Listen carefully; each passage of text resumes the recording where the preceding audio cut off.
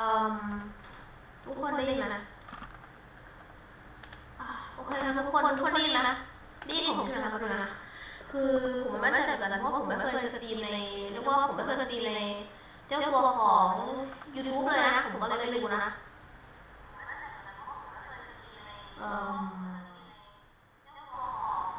ทุกคนอาจจะเห็นว่าเสียงตอนนี้นะผมกำลังดูสดในมือถืออยู่นะคะก็เป็นการเช็คด้วยแหละว่ามันเป็นยังไงบ้างนะโอเคก็ขอสวัสดีทุกท่านคนที่ดูไลฟ์สดเวลาทุกท่านด้วยนะซึ่งมันไม่ผิดนะครับก็เผื่อแบบมาจากโลกอนาคตแบบ10-20 ปีโอ้ดีนี่มันกลับมาเลยว่าชอบโอเคผมก่อนจะมาก็คือวันนี้เราเลยนะครับพูดก่อนโอเคผมคือวันนี้เราจะมาทำการมาดูไลฟ์สดไหมครับไลฟ์2021นั่นเองนะครับก็เป็นปีแรกที่ผมได้ดูนะเพราะปีที่แล้วผมนอนไม่รู้ด้วยซ้ำว่ามันจัดนะส่วนปีก่อนหน้านั้นผมไม่ได้ติดตามอะไรเลยนะเพราะผมเดินไปนะก็นี่ปีนี้ปีแรกนะแล้วเราก็มันก็น่าสนใจเหมือนกันนะว่ามันมีอะไรบ้างสำหรับเวอร์ชันนี้นะครับผมก่อนที่เราจะมาแล้วก็มาเจาะลึกกันอย่าลืมกดไลค์กด subscribe แล้วก็กดกระดิ่งแจ้งเตือนนะครับผมโอเคแล้วก็เดี๋ยวเราไปเริ่มเจาะลึกเลยนะครับทุกคนบางคนอาจจะยังไม่ได้ดูนะว่าแบบคลิปที่ผมบอกว่าอะไรที่อาจจะถูกอัปเดตใน19บ้างหรือไม่ถูกอัปเดตหรือแบบว่าโหมดเป็นยังไงบ้างอะไรอย่างงี้ผมจะมารีวิวให้ฟังแบบเรียกว่าคร่าวๆก่อนกันนะผมก็จะได้ไม่การเสียเวลาเนาะโอเคแป๊บนึงนะทุกคนเดี๋ยวเรามาเริ่มเลยดีกว่าโอเคเริ่มจากสิ่งที่คาดว่าน่าจะถูกอัปเดตมาใน19อันนี้เป็นยังไม่ได้คาดนะมันอาจจะมีเหนือคาดหรือแบบเพียงคาดสั้นใครคือคาดไม่ถึงคือมันเป็นได้หมดเลยทุกคนนะก็โอเคเดี๋ยวผมมามันคือwhat the fuck ผมงงกับโปรเจกต์ตัวเองเลยนะโอเคทุกคนน่าจะเห็นหน้าจอ YouTube ตรงนี้แล้วนะครับผมโอเคก็อันนี้เป็นบัญชีสมัครใหม่เพิ่งสมัครเย็นนี้เลยนะครับก็นั่นแหละมาประมาณนี้เราก็ไม่ได้ยินขนาดนั้นก็ผมก็ได้การซื้ออะไรบ้างอะไรนิดหน่อยก็นิดเดียวจริงๆมาครับเดี๋ยวเรามาดูกันก่อนนะโอเคเดี๋ยวผมจะช่วยนี่เดี๋ยวเราเริ่มจากสิ่งที่คาดน่าจะถูกอัปเดตในเวอร์ชันนี้ก่อนดีกว่านะครับผมจะมีอะไรบ้างอย่างแรกมีความน่าจะเป็นเอนเดอร์อัปเดตอีกอย่างพวกคอมมูนิตี้ใหม่ค่ะที่ต้องการเอนเดอร์อัปเดตมากทุกคนลองดูได้เลยเนี่ยทุกคนเนี่ยมีเอนเดอร์อัปเดตเลยเอนเดอร์อัปเดตเนี่ยนี่อันนี้เป็นเอนเดอร์อัปเดตของพ็อกเก็ตแล้วก็ได้เพิ่ม2 โมเข้ามาเนาะจะเป็นเอนเดอร์อัปเดตได้นะใครจะรู้เนี่ยคือมันเป็นสิ่งที่คอมมูนิตี้ในไมค์ครับข้างมากต้องการว่ามีเอนเดอร์อัปเดตแล้วเอนเดอร์เป็นอย่างไรหลายอย่างเอนเดอร์ปัจจุบันมันลงมาจริงๆผมไม่รู้พูดยังไงนะมันโลจริงๆคนมันก็เลยเป็นที่มาของเขาว่าเอนเดอร์อัปเดตโอเคเราอันนี้ผมแค่สรุปนะผมไม่ได้จะอะไรมากทุกคนนะก็มาที่อย่างที่2นะก็คือ Minecraft เกิดกับพวกไบโออัปเดตหลังจากที่ผมไปคิดทบทวนแล้วนะผมได้ชื่อใหม่ละผมได้ชื่อว่า Over อัปเดตเลยซึ่งมันก็ดีนะมันก็เป็นชื่อที่โอเคนะผมนั่งคิดแล้วก็ยืนคิดตีลังกาคิดไม่ต้องก็ได้แล้วบางทีมุกไม่ก็อยากจะเล่นเนาะไบโอโหวต2018เลยครับในช่วงของ2018ก็จะมีอะไรนะมีเสียงดังอะไร Hi, I'm Jens. And I'm And the features are for during the show. The one with the most votes gets cool new features and mobs. Freshman? No, นี่ก็คืออาจจะเป็นการนำไบโออัปเดตแต่ว่าในที่นี้ผมขอพูดเฉพาะไบโอร้อนเพราะว่ามันเคยนำมาถูกนำมาโหวตแล้วไบโอฟิเซอร์ปี2018ก็ไบโอ2019นะครับก็ need of palm trees and some friendly ฟางแล้วมีใบไม้หลากสีโคโคนัทนะแล้วก็น่าจะมีเป็นหลอกใหม่นะ guys to keep things interesting. เมย์แคทนะคะเมย์แคทมันไม่ใช่แคทมันเมย์แคทไม่ใช่แมวไม่กินปลานะครับยังไม่ดูนี่ก็ขนาด Jens, you know that meerkats aren't actually cats, right?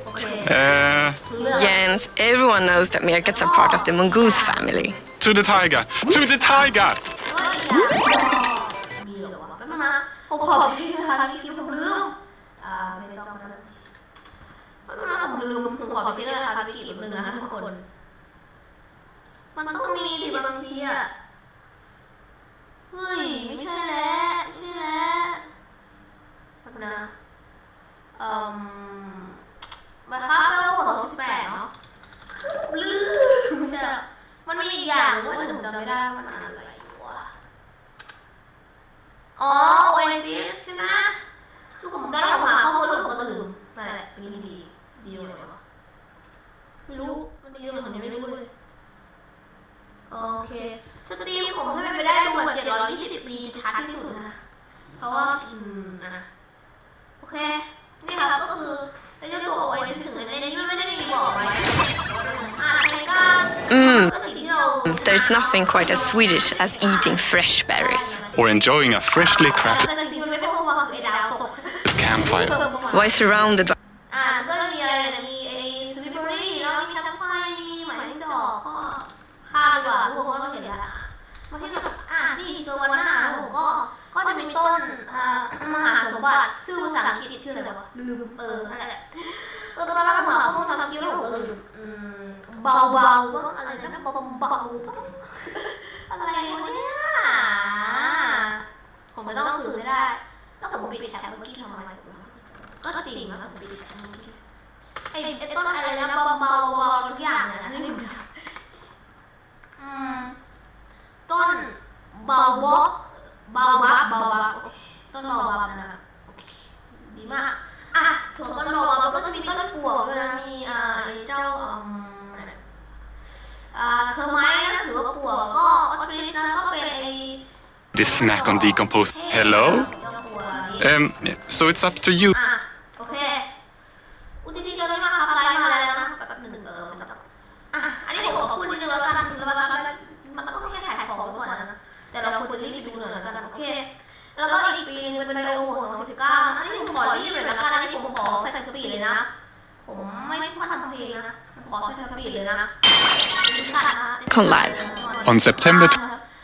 ว้าว ก็จะมีไอ้เจ้าตัวเป็นวัชพืชนะจำชื่อไม่ได้ช่างมันนะแล้วก็จะมีเจ้าตัวฟลลิ่งแคคตัสกับแคคตัสมีดอกนะฮะแล้วก็มีแล้งนะครับผมโอเคสำหรับแบ็คแลนนะสวามก็จะมีอะไรมีนี่ครับมีโบลิเชสก็ดีนะก็มีต้นโกงกลางนะครับผมจะมีรากด้วยนะนั่นแหละครับแล้วก็เนี่ยเป็นต้นโกงกลางมีนู่นนี่นั่นแล้วก็จะมีเจ้ากบนะฮะเนี่ยเจ้ากบแล้วไอ้นี่ผมสงสัยคาใจมากไอ้เทเนี่ยมันไม่ใช่สีอะไรคือมันไม่ใช่สีน้ำตาลมันคือสีดำมาครับออกแบบผิดเฉดสีหมดเลยผมไม่เข้าใจผมท้อเลยว้าวนี่มันเป็นคิงช่างเถอะจริงใครของคนมีคนนั่นแหละโอเคทุกคนอย่าลืมกด subscribe นะคะคนที่เข้ามาทั้งโอ้โหคน1 คนเอาถูกเองว่ะใช่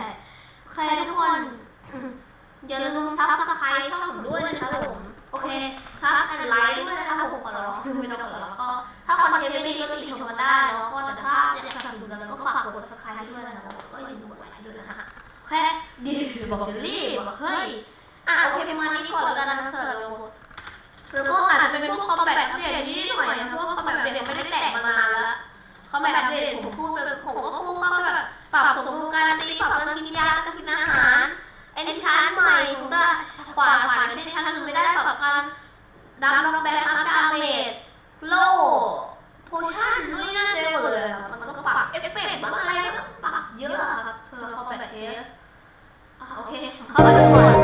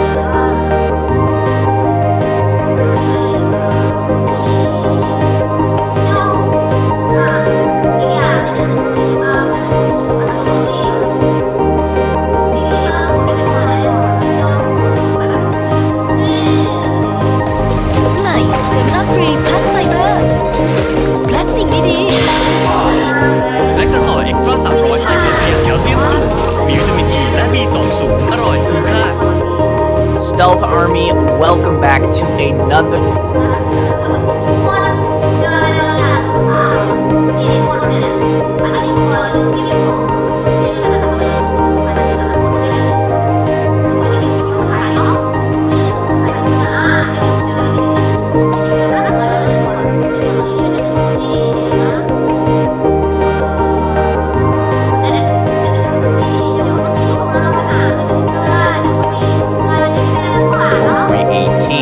Now that doesn't necessarily mean that progress is making things, which I did break down a video 2 days first. So we'll wrap for a little bit more from the community, how the treasure items you can find in the excavation sites, maybe new tools like we've already seen the brush tool.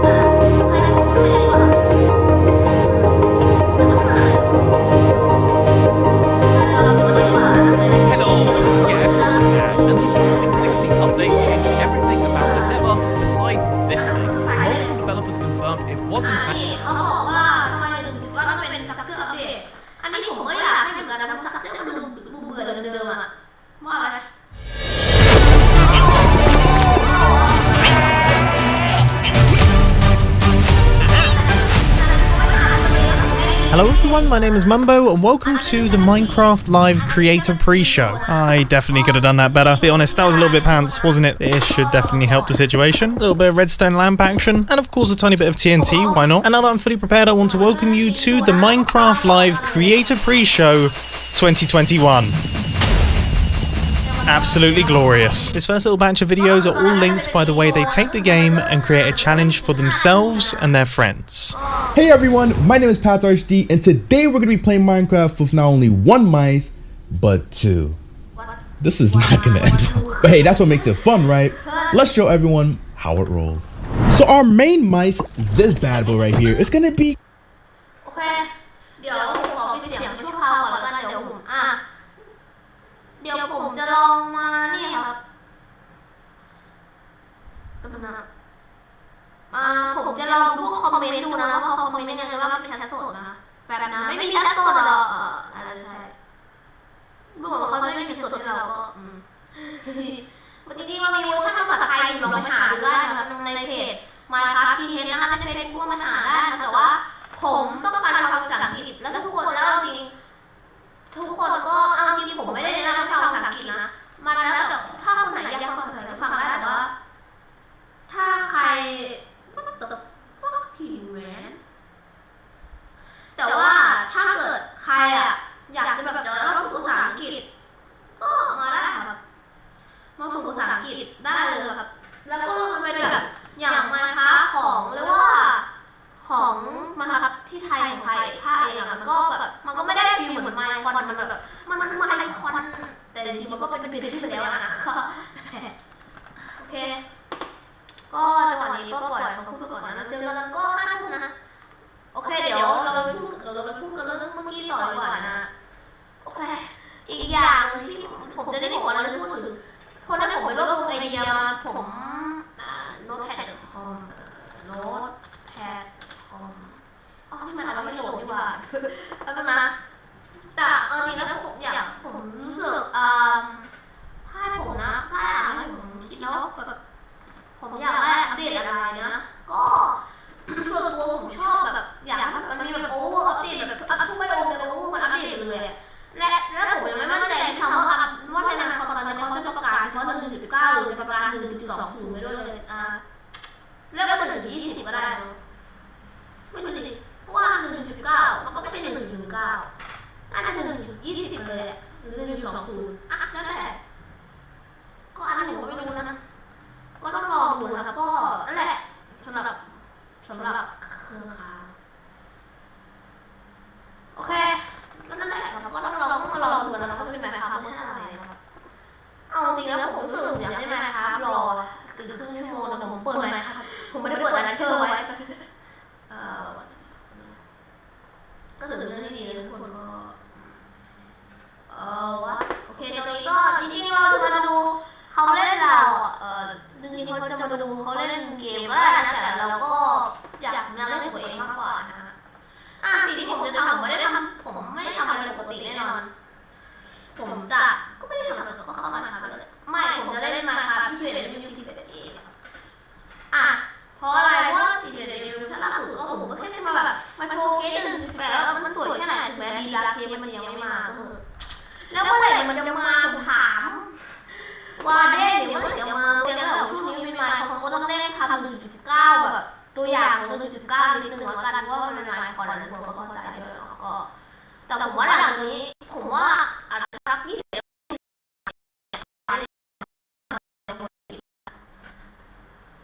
ผมว่าจริงๆว่า fuck hacks มาจากไหนวะ what the fuck อะไรครับเนี่ยผมไม่เข้าใจโอเคว่าค้างเลยค้างเลยโอเคผมขอหยุดไลฟ์สดตรงนี้ไปก่อนนะเดี๋ยวเอาเป็นว่าสัก5-4-5ผมจะกลับมาดูใหม่เนาะโอเคเดี๋ยวผมแชร์นะครับไม่ได้เตรียมอะไรเลยอ่ะจริงๆอ่ะโอเคเอาเป็นว่าเดี๋ยวผมจะมาเล่นมาครับรอแล้วก็จริงๆก็ไม่โชว์เคสแหละไม่ใช่หรอกอ่ะ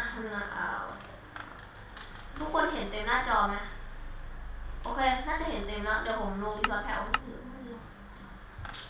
นะจริงๆผมชอบลงไอ้เฟซบุ๊กมันดูแบบมันไม่ได้ราทีพอเป็นไมค์คราวมันก็สวยดีนะโอเคสำหรับใครที่รีสอร์ทแท็บไม่โหลดสามารถกด F3 ทีได้นะมันจะเป็นการรีโหลดรีสอร์ทแท็บอ่ะเวอร์ชันนี้สังเกตว่าเรียกว่าคือแผ่นแบ็กกราวด์ตรงนี้มันเปลี่ยนเป็นภูเขาแล้วนะครับก็สุดยอดเวอร์ไหนวะเนี่ยผมไม่ได้สร้างเวอร์41 A เลยเหรอโอเคเราก็สร้างเวอร์ใหม่กันเลยครับโอเค21 New 41 A เทส1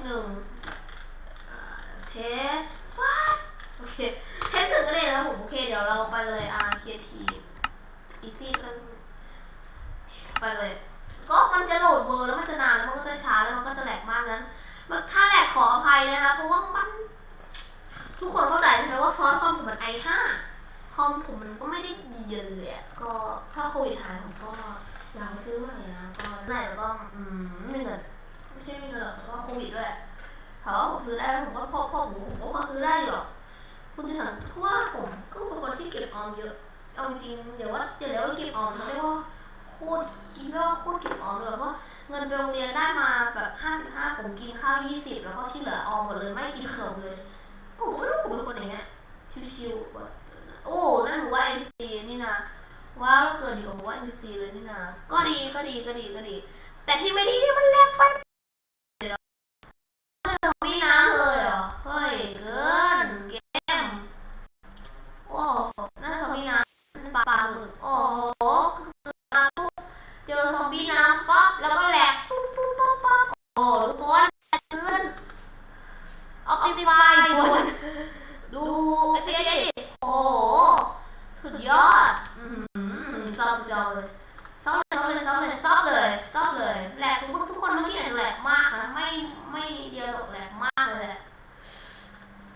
โอ้พอเหอะเนี่ยความแหลกที่อะไรกันโอเคนี่ก็เป็นอะควาไฟเบอร์ไม่ใช่เป็นแค่แม่น้ำเนาะแต่แม่น้ำในปัจจุบันนี่มันลึกจนแบบเอาจริงแล้วมันแหลกแค่ไหน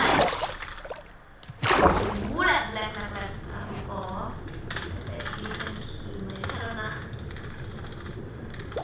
มันมีคนบางคนบอกโอ้นี่แม่มาคับเถื่อนวะนี่แม่คับแทนทุกคนไม่ใช่แม่คับเถื่อนนะจำไว้นี่มันเป็นพวกเนี่ยเป็นถ้ำใต้น้ำแบบไฟเบอร์เนี่ยมันแบบตรงใต้พวกริเวอร์แบบพวกเลคกันเจอเยอะมันผมจะรู้สึกว่ามันเยอะเกินไปหรือเปล่าบางทีอะดูเลยดีกว่ามันเจออะไรนะผมเจอไฟเบอร์หรอสีตอนนี้ผมจะพูดถึงไอเดียนะผมอยากให้มาครับเพื่อมาแล้วแบบใน1.8สิ่งแรกที่คุณควรทำคือไอจุดที่มันไม่ไปโอมถ้าอย่างตรงนี้เป็นที่โตนเคปก็ที่โตนเคปใช่ไหมแต่อย่างตรงอื่นอย่างเงี้ย what the fuck มันกลายเป็นไทก้าผมอยากให้เขาเปลี่ยนแบบถ้าอยากเขาจะทำไปเป็น3 มิตินะก็ให้เป็น3 มิติเลยดีส่วนที่ไม่มีแบบโอมถ้าอื่นก็เป็นแบบมาคาเคปก็ได้แบบเปลี่ยนเป็นเคปเนี่ย CAV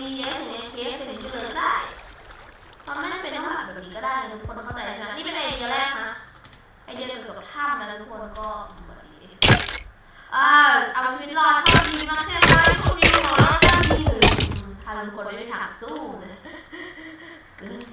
ในเวอร์ชันนี้แม้ว่าบล็อกก็เยอะมันเยอะเกินไปหรอกได้เอาบัฟเฟอร์นะผมก็ต้องโอ้ว้าวนี่เหมืองแร่เนี่ยว้าวเยอะผมชอบเหมืองแร่ทุกคนนี่ก็คือโกลด์สควีนนะมันก็เฮ้ยทุกคนไม่ช้าก็โอ้สวยนะถือว่าสวยเลยแหละแต่ทุกคนสังเกตได้ว่าใต้เนี่ยมันเป็นที่มันหายไปไหนเลยเพราะว่ามันจะถูกปรับลงมาให้ต่ำกว่า Y30 อะไรอย่างเงี้ยแล้วก็ไดมอนด์สุดยอดเลยไดมอนด์ไดมอนด์ที่โลกดีกว่าจริงๆไม่จะเป็นแรกก็เรื่องทำไมทำโอเคทุกคนแรกโอ้ my god แรก it's so like it's really ก็จริงๆจะเป็นผมง่วงนิดนึงแล้วแต่ก็คนดูเถอะเพราะว่าผมทำเพื่อคุณผู้ชมไงผมโอ้ทุกคนตรงนี้สวยมากว้าวแป๊บนึงนะไฟเลยโอ้โหอีกอย่างที่นะครับคือแบบใต้ถ้ามีลาวาแล้วมันเป็นเหมืองล้างถามพื้นใครมันคิดนะเกมรูผมขอเกมรูนะผมไม่ไหวจริงเกมรูมีอะไรบ้างวะดูไฟคิดเพราะผมขอดูไฟคิดฟอลไปเลยแล้วกันนะเพราะว่าไฟมันจะได้ไม่ลามไม่งั้นไฟมันลามจริงอ่ะหยุดลามได้แล้วนะผมปรับไฟที่มันเขาไปแล้วนะใช่ไหมใช่แหละที่ผมก็ตัดไฟที่เหลือทั้งหมดเนี่ยคือมันเขาจะปรับรู้สึกว่าใต้เหมืองล้างเป็นลาวาแล้วมันจะเป็นยังไงไม่เรียบร้อยหมดข้างบนมีเหรอที่มันใช้น้ำดับหรือว่าเราจะถึงอะไรก็ได้แต่แบบมันแบบผมขยันนะครับแบบนี้ก็ได้โอเคผมว่าผมได้แล้วผมพูดถึงเมื่อกี้เจอโกลสควีนแล้วเขาพูดถึงไอ้เจ้าโกลสควีนจริงๆแล้วกันคือผมอยากให้เจ้าไอ้เจ้าโกลสควีนเนี่ยที่มันบอลทำอะไรบ้างมันจะแบบเวลาภาพมันจะโกลแสบใช่ไหมมันก็เอาไว้ทำพวกโกลไอ้ลูกเฟรมใช่ไหมหรือว่ามันจะเป็นแบบอะไรวะแป๊บนึงนะโกลเด้นเฟรมหรือว่าจะเป็นเจ้าบ้านที่ผมหาอะไรบ้านอะไรดีบ้านแบบโบราณนะสมมตินะมันสามารถเอามาแบบสมมติเรายกว่า ASTF อย่างเงี้ยมันก็สามารถมาเรืองแสงได้ที่เป็นแบบนี้มันก็จะเรืองแสงแล้วมันก็เนี่ยมันเป็นโกลไอ้เรื่องเฟรมนะก็มันก็จะสว่างเมื่อเทียบกับไฟที่เป็นธรรมดานะมันแค่เฟรมนี้ก็จะไม่ให้แสงมันจะให้แสงก็แต่ผมอยากให้มันมีประโยชน์อันนี้ถือว่าก็ประโยชน์เยอะอยู่นะแต่ว่าผมอยากให้มันมีประโยชน์นึงที่แบบมีระบบแบบการที่แบบการยังไงนะแบบนะผมว่าผมจะไปหมดแล้วนะไม่ต้องขอร้องเลยเกมรูมันใช้ไม่ได้เดี๋ยวผมปาไปฟ้าแล้ว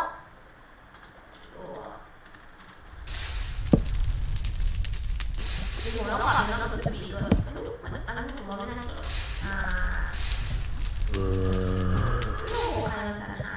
โอเคผมเฉยแล้วว่าอยากแบบการกดจีเดียวเหมือนที่เขาแสดงไว้ในม็อกโบดอะตัวอย่างอยากให้มีแบบกดจีอะไรอย่างเงี้ยพวกมันน้อยเกินไปอะให้แบบกดจีมากกว่ามันจะเป็นอะไรที่ดีมากถ้าเราอยากกดจีอะไรอย่างเงี้ยมันก็จะดีนะลูกเชฟไปดูลาชเชฟก็ไม่ไกลนะเดี๋ยวเราไปจะเชฟกันว้าวแรกซาปีมันแรงมาก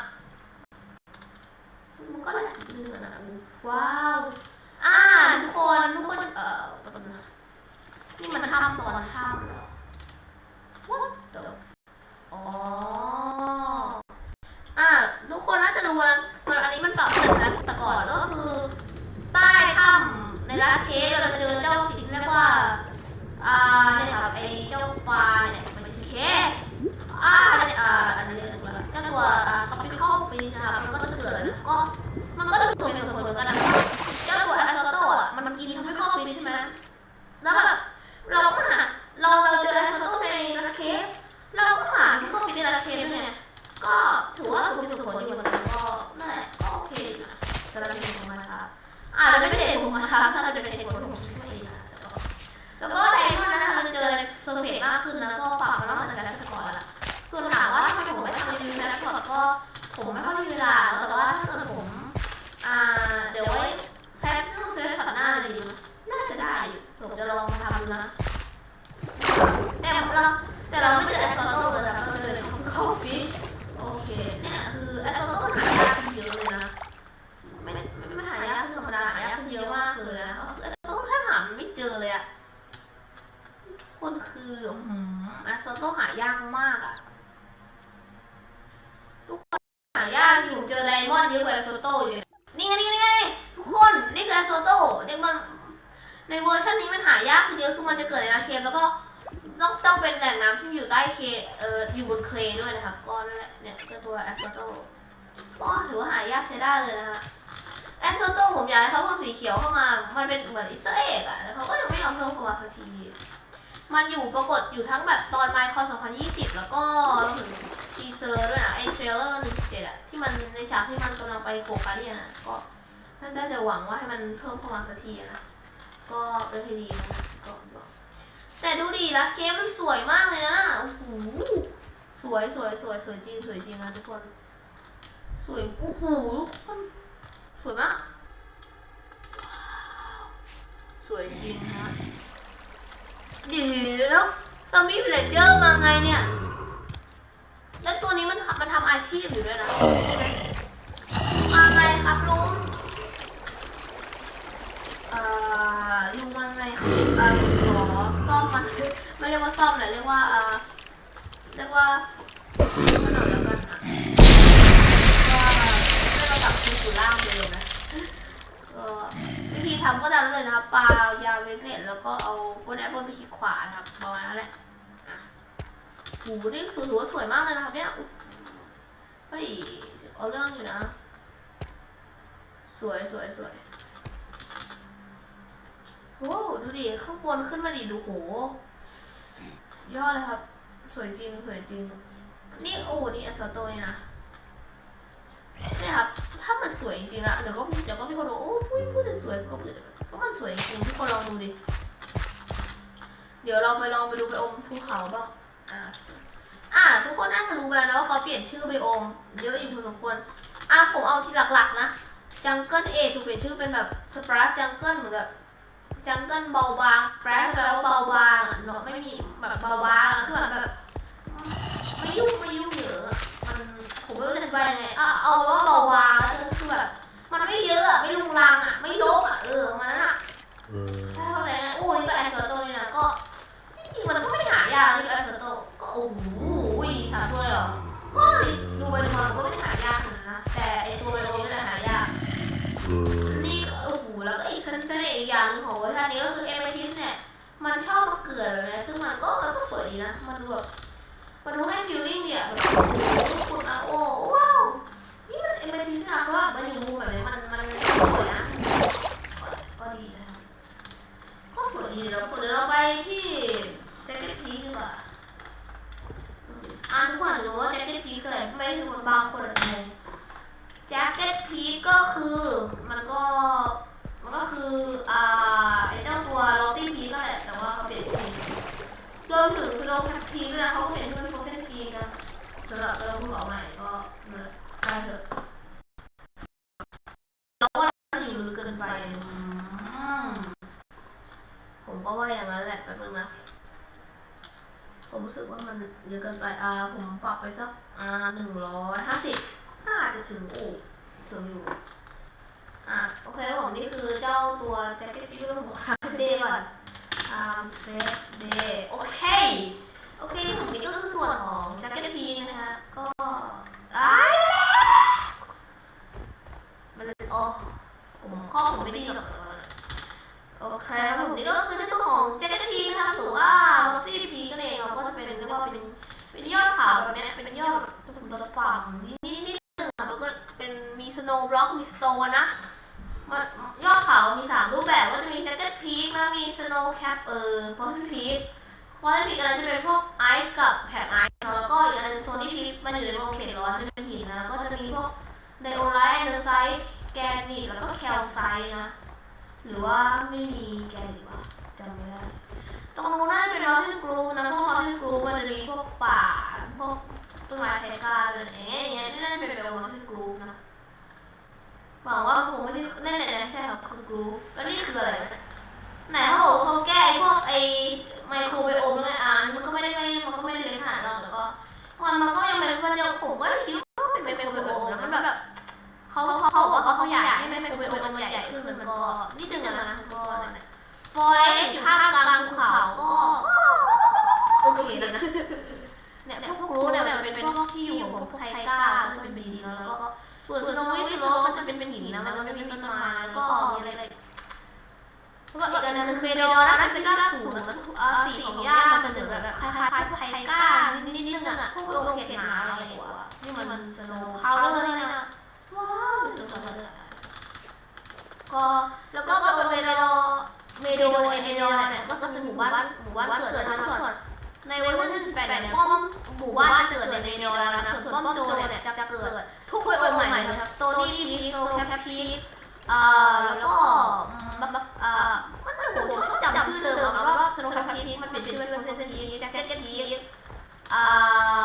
แล้วก็เมโดมีไม่จำชื่อเลยมีโชว์สโลว์กรูฟนะครับผมก็เกิดแล้วนี่สินะที่เขาเรียกว่าโจรทาฟ้ายูทูบจังเลยไปทำอะไรมาแล้วนะฉันจริง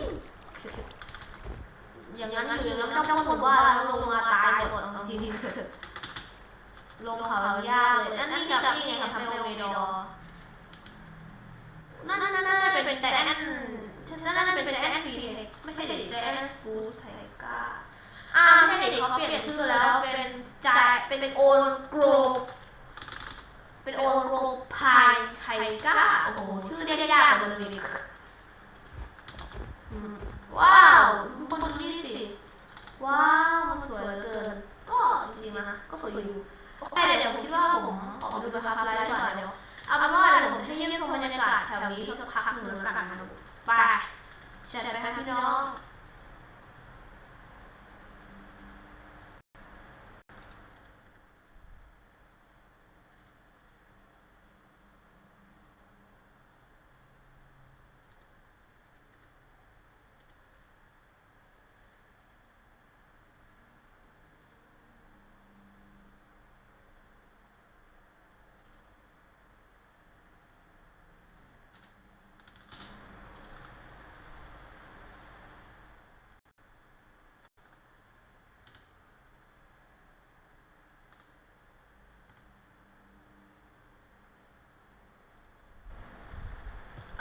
ผมก็รู้สึกโอเคประมาณนี้จะพอนะแล้วผมรู้สึกว่าตอนนี้เราอยู่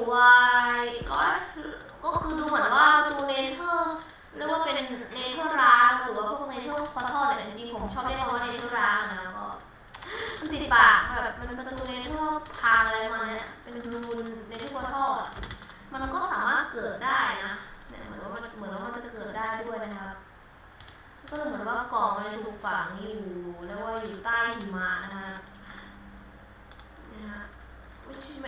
ระยะว่านี่ไม่ใช่ของนะครับกล่องอยู่ใต้หิมะแต่ก็มีของเดิมนะครับก็ประมาณนั้นนะครับโอเคประมาณนี้ผมขอออกจากความแดกนี้แล้วกันผมไม่ไหวแล้วแหละเกินโลโก้ด้วยก็ทำสเต็ปฮะเกินบางทีมันไม่ได้เป็นโลโก้ได้เดี๋ยวเราเตรียมตัวดูไมค์คอนเลยดีกว่านะฮะเรื่องไม่เสียเวลาเลยนะโอเคใกล้ถึงเวลานะตอนนี้ยังเป็นฟรีโชว์อยู่นะทุกคนก็ช่วงนี้ก็ดูฟรีโชว์ไปก่อนแล้วกันนะทุกคนก็โอเคนี่ว้าวนี่เป็นไลฟ์แชทเกินแล้วก็ผมขอสงสัยนิดนึงว่าเขาให้โหวตเรื่องของคอมพิวเตอร์นะคอมพิวเตอร์ใครอยากติดตามก็ได้นะเพราะว้าววันนี้เป็นซิมูเลเตอร์แล้วผมแทบไม่ได้เลยแหละทำไมครับเดี๋ยวผมขอเติมไมค์ครับแบบภาษาเรียกอย่างเงี้ยคีย์บอร์ดนี่มัน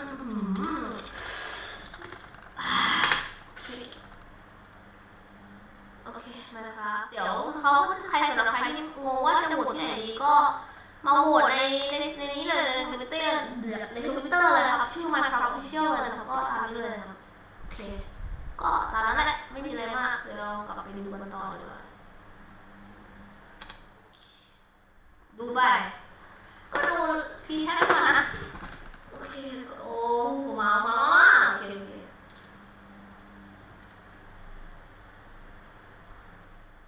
โอ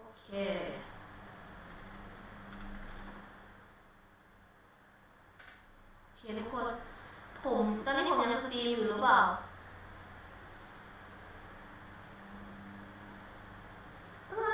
อันนี้ผมไม่ค่อยมั่นใจว่าผมสตรีมอยู่หรือเปล่านะไม่มันบ้าก่อนหรือว่าไง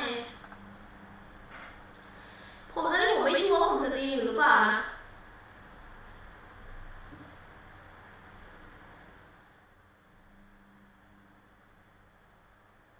โอเคผมสตรีมอยู่ถือว่าปลอดภัยเกิดไม่สตรีมไม่มีบัตรจะหมดโลกแน่นอนผมบอกเลยเพราะผมไม่ได้เช็คไว้ไงครับทุกคนก็นั่นแหละก็วันเลยนะพอเลย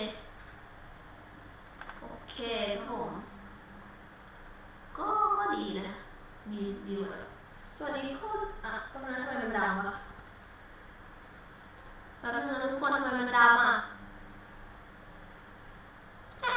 อ๋อแค่มาครับมันเปลี่ยนเฉยๆหรอมันก็นึกว่าเป็นอะไรผมไม่ตกใจว่าสตรีมดำเนี่ยอ๋อมันเหมือนแค่แบบ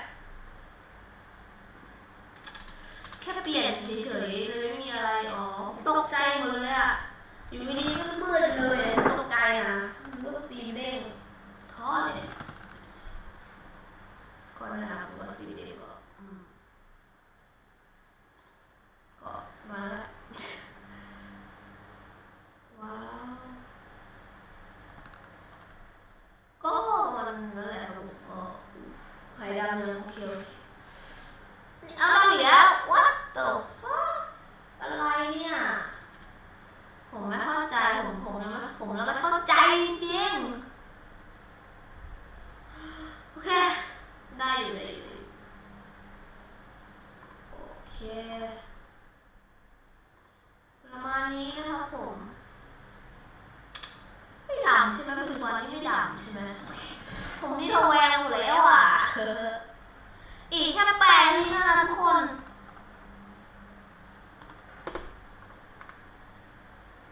เขากลับมาเลยครับเนี่ยมันดำอีกแล้วอ่ะแล้วตรงนั้นผมรู้สึกว่าผมเริ่มไม่ไหวจริงแล้วดำอีกที่มันรู้ไปพูดได้เลยดำอีกที่มันรู้ไปผมบอกเลย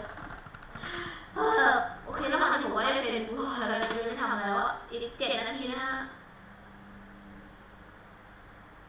โอเคน่าจะได้แล้วมันอาจจะได้หายที่ผมไม่ได้พูดอะไรสอบดังแล้วโอเคผมสำหรับสตรีมนี้ก็ไม่มีคนดูเลยเหมือนเดิมเวลาผมไม่แชร์ก็แต่ทุกคนก็อย่าลืมกดไลค์ด้วยนะครับก็พวกที่ชอบมาจากอนาคต50 ปีอะไรอย่างเงี้ยช่วงพันนี้50 ปีดังนะเกินโอเคเดี๋ยวทำไมสตรีมมันดำไม่เป็นไรโอเคต่อปกติละเมื่อกี้สตรีมดำตกใจเลยดำอีกแล้วผมดูแชทสดอยู่ผมกลัวสตรีมดำเลยโอเคไม่น่าจะสตรีมดำนะเพราะผมเปิดไว้อย่างเงี้ยผมขอมันจะบ้าเลยเชื่อแล้วก็ผมก็ไม่รู้เหมือนกันนะโอเคในวันนี้ผมก็ขอเลยผมอาจจะไม่ได้พูดนิดนึงนะเพราะระหว่างรอผมขอได้เพลย์ก่อนนะคนจริงก็ไม่มีอะไรหรอกก็แค่ได้เพลย์นะไม่ทำอะไรจริงๆก็ที่ผมจะทำอะไรดำหรือเปล่าดำแหละดำไปใจเย็นเลยโอเคแล้วทั้งหมดอีกแค่5 นาทีเท่านั้นนะครับผมโอเคก็ดีโอเค5 นาที 42 วิครับโอ เคจังหวะนี้ก็ดูเขาทำเนี่ยผมไปเปิดสับแพทเทิร์นสับอะไรเขาเรียกผมงงช่างมันเถอะระหว่างนี้ช่างมันเถอะก็รอก่อนแล้วกันนะฮะโอเคประมาณนี้โอเคผมก็อีก5 นาทีแหละโดยประมาณครับก็ขอจะพูดว่าโอเคผมไม่ได้ทำอะไรแล้วระหว่างรอทุกคนก็ผมเปิดเสียงด้วยกันทุกความเร้าใจ Let's keep growing this beautiful community. So that just about wraps things up for the Minecraft Live Creator Pre-Show. It is time for me to say goodbye, but coming up next is an incredible showcase of some of the amazing content that has been created in the year of 2021. I think this needs some fireworks, so hold on to your shorts and prepare yourselves for the 2021 year in review. Glow squid! Glowy! Go! Oh, and that's a waddle! Oh no! I got it! 哎呀，这个就是正好天王啊！没事，兄弟们，拿上我的齐天大圣金箍棒，棒它就完事了，兄弟们。才花了1分钟没到，它就已经残血了，简简单单呀。They're from the big blue house? What happened to the big blue house? What happened? Where are the rest of them? Where's the moon? Attack. Okay, we're doing this. We're getting a little bit closer than I wanted to. Oh man, my dragon is not doing good. It's hard to aim. There we go. We got him. Got him. すげえな。おっしゃ行こう行こやるね。What are you? I don't know what I'm doing. I'm just right clicking everything, Colin. Nah. Collectible is within 40 blocks. Hey, wait. 楽しい豚ボール遊びていって。これはい豚はいいよボールで遊ぼうお遊んでる。かわいい So you can run and you can sprint and oh my god, it's so cool. Look at the jump animation. They've got all the sounds officially from Sega. This is insane. I love this. So you can... Oh my gosh. Yo, these blazes. Nope. Yo, no, my iron golem. これ楽しいやもうちょっと敵が密集してたらすごいことになりそうね오 자수정 오 신기해 우와 헐 잠깐만 소리 봐봐 소리 들어보세요 여러분 마크 소리 최대로 한번 해볼게요 너무 신기하지 않아? Why that thing? What did I do to deserve this? No! Run away. Okay, and die. Come on. Just nuke it down. It's dead. With the ray tracing, it helps make everything look way brighter. It just makes everything pop. And technically speaking, you could have the ray tracing on and have another texture. So if that texture that you already have on is already kind of realistic enough and you go ahead and you throw ray tracing on it, it would look pretty dope. En ocelot armor, gott folk! Vi fick en ocelot armor. Undrar vad den ger. Oj, vad är det där? A whip? Whip, it picked up a whip. ¡Está guapísimo, colega! ¡Oh, le metemos al cangrejo! Seguimos por aquí y tenemos piraya. ¡Uy, cuidado! ¡Madre mía! ¡Qué guapo es este mapa, tío! ¡Mira! ¡Oh! Pretty cool. Pretty cool. Look at this, isn't that awesome? Look at the light coming down from there. That is so atmospheric. I love it. See, the natural lighting mixed with the warm light of the torches. I just love the atmosphere it makes. Ooh, that has a completely different vibe. 哎，他进去了！哇，他进去了！自投罗网，这你还不死啊 Yo! I'm a minion! Oh, okay. Hello. Sneak around the sides. Vad är det här? Det är jätter! Jättegärna! Titta, det är jätter! Titta! Kan du inte tämja dem då? Han skriker! 그린 헬정! 뭐야? 옆으로 보는 2D 같은 게임 생각했는데 이런 식으로 된다고 진행이? 오! 아, 나 때려버리게! 오케이! 아, 360도 도는 게 이렇게 표현이 돼? 아, 잠깐만요. 아하! Mira, mira, mira, mira, estamos construyendo todos. Vamos a ser constructores. やばいやばいやばいやばい火がめっちゃついてるが本当だ。待って待ってこれ何このボタンこれ何無理やりゲットあー待って消えた消えた今のうち待って行くしかない。おこれ落ちたらまずい待って落ちた絶対落ちた慎重に行け。 This is one of my favorites. This is a pool table. My design of a pool table here. We've got our little holes that the balls can fall into. We've got a ball here. Oh, bursting. Oh, Sam. oh no no no no no no no no no no no no no no help Oh, I got him. I'm done Oh God. no oh my god ก็ใช้ได้แต่ทำไมคุณไม่ใช้เฮ้ยมาแล้วเหรอเฮ้ยทุกคนมาแล้วอะเดี๋ยวขอไปกินน้ำนึงคอแห้งจะตาย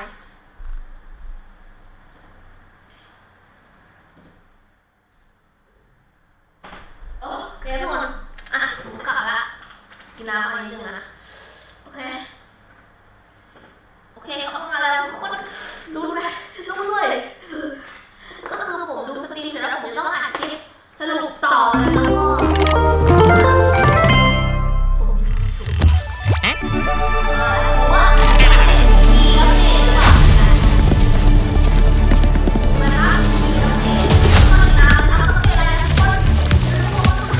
ก็ถึงแม้คนดูมัน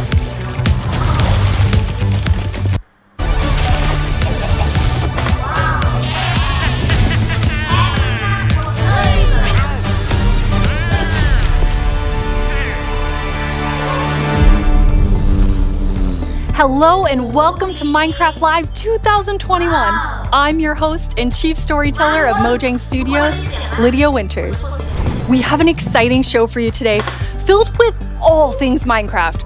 You'll vote a new mob into the game, hear what's happening in Minecraft dungeons, learn how to design and play with your own Minecraft mob, find out the next Minecraft update, and much, much more. Seriously though, we have a packed show for you. The best part is that you get to hear everything directly from the cool humans making it, and they will give you the inside knowledge that no one outside of Mojang Studios knows, our best kept secrets, until we tell you all of them today. So let's do it.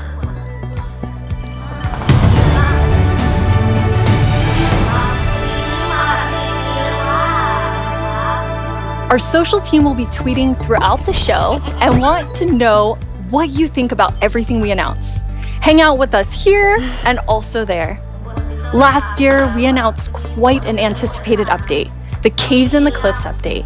We've seen all the incredible things you've done with Caves and Cliffs Part 1 and can't wait to see what you do with Part 2. Agnes and Henrik are here to give us a peek into the process for Caves and Cliffs Part 2. Hi, Agnes. Hi, Henrik. Hello. How are you feeling? How are you feeling? I'm super happy to be here. I'm excited. Very excited. So excited. And time. You two are going to tell us about Caves and Cliffs Part 2. And the thing that I think is the most amazing is how involved and how essential the community was to making it. Yes, yeah, this update changes basically everything about the world generation in the game. So we've added like massive mountains, massive caves, and it's been really hard to kind of balance that because we want to add all this new cool stuff. But when people are playing the game, we also want them to be able to encounter like the old familiar stuff. So this balancing act is really hard. So as designers and developers, when we test the stuff we built, how do we know if it's any good, right? How do we know if it's better? So we've needed a lot of help, and we've definitely gotten it. So we've been shipping snapshots, betas every week, and the people have been playtesting and giving us feedback. And it's just been wonderful. It feels kind of like they're colleagues helping us to build this great game. That's amazing. And you have an amazing example of someone who took a lot of time giving notes. Yeah. For example, a player tweeted at me this wonderful big picture showing like across different snapshots in the same location what changed across different snapshots and offered some opinions on that and some feedback. And this kind of stuff takes a lot of time to do. It's research that the users are doing for us, and we get a lot of this stuff, and it just saves time, and that's time that we can use, of course, to make the game better. That's so amazing. Yeah, it truly is. And I mean, this is like the biggest update we ever done, and we couldn't have done it without the community. Oh, that's incredible. incredible. And I know you were kind of nervous when you decided to split the update and like tell everyone about that. Yes, I mean it's a very big decision, and we took it together as a team. But yes, when it was time to announce it, it was quite scary. But we thought the best thing is just to be transparent, because like as we know, like Minecraft is crafted together with the community, and then it's good if we just are as honest as we possibly can. And then when we did announce it, everyone was just so caring and understanding, and it shows we have the most beautiful community. So yeah, thank you. We absolutely do. And it was so nice as a team to not, since this change is so big, to be able to do it properly and take the time. And so we're super thankful that we. The development process, like things change and you decide you want things to be bigger and better, which kind of moves them to a different timeline. And I know we have one of those today. Yeah, we do. So we have been working quite a lot on like the Deep Dark, the Warden, and the Skulk Sensor, and we're so excited about this, and we know everyone is.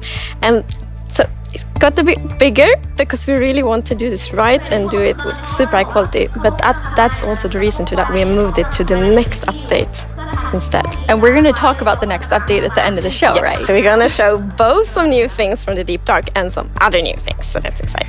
So we'll move the Deep Dark feature set into the next update, which will be after Caves and Cliffs Part 2. And we're going to look at that later in the show. You're going to get to see some really cool stuff from Brandon. Now, Henrik and Agnes, you two are working with an awesome team of developers. And this was like quite a technical challenge. So we have an inside look at sort of a lot that went into Caves and Cliffs Part 2. Yep, let's watch it.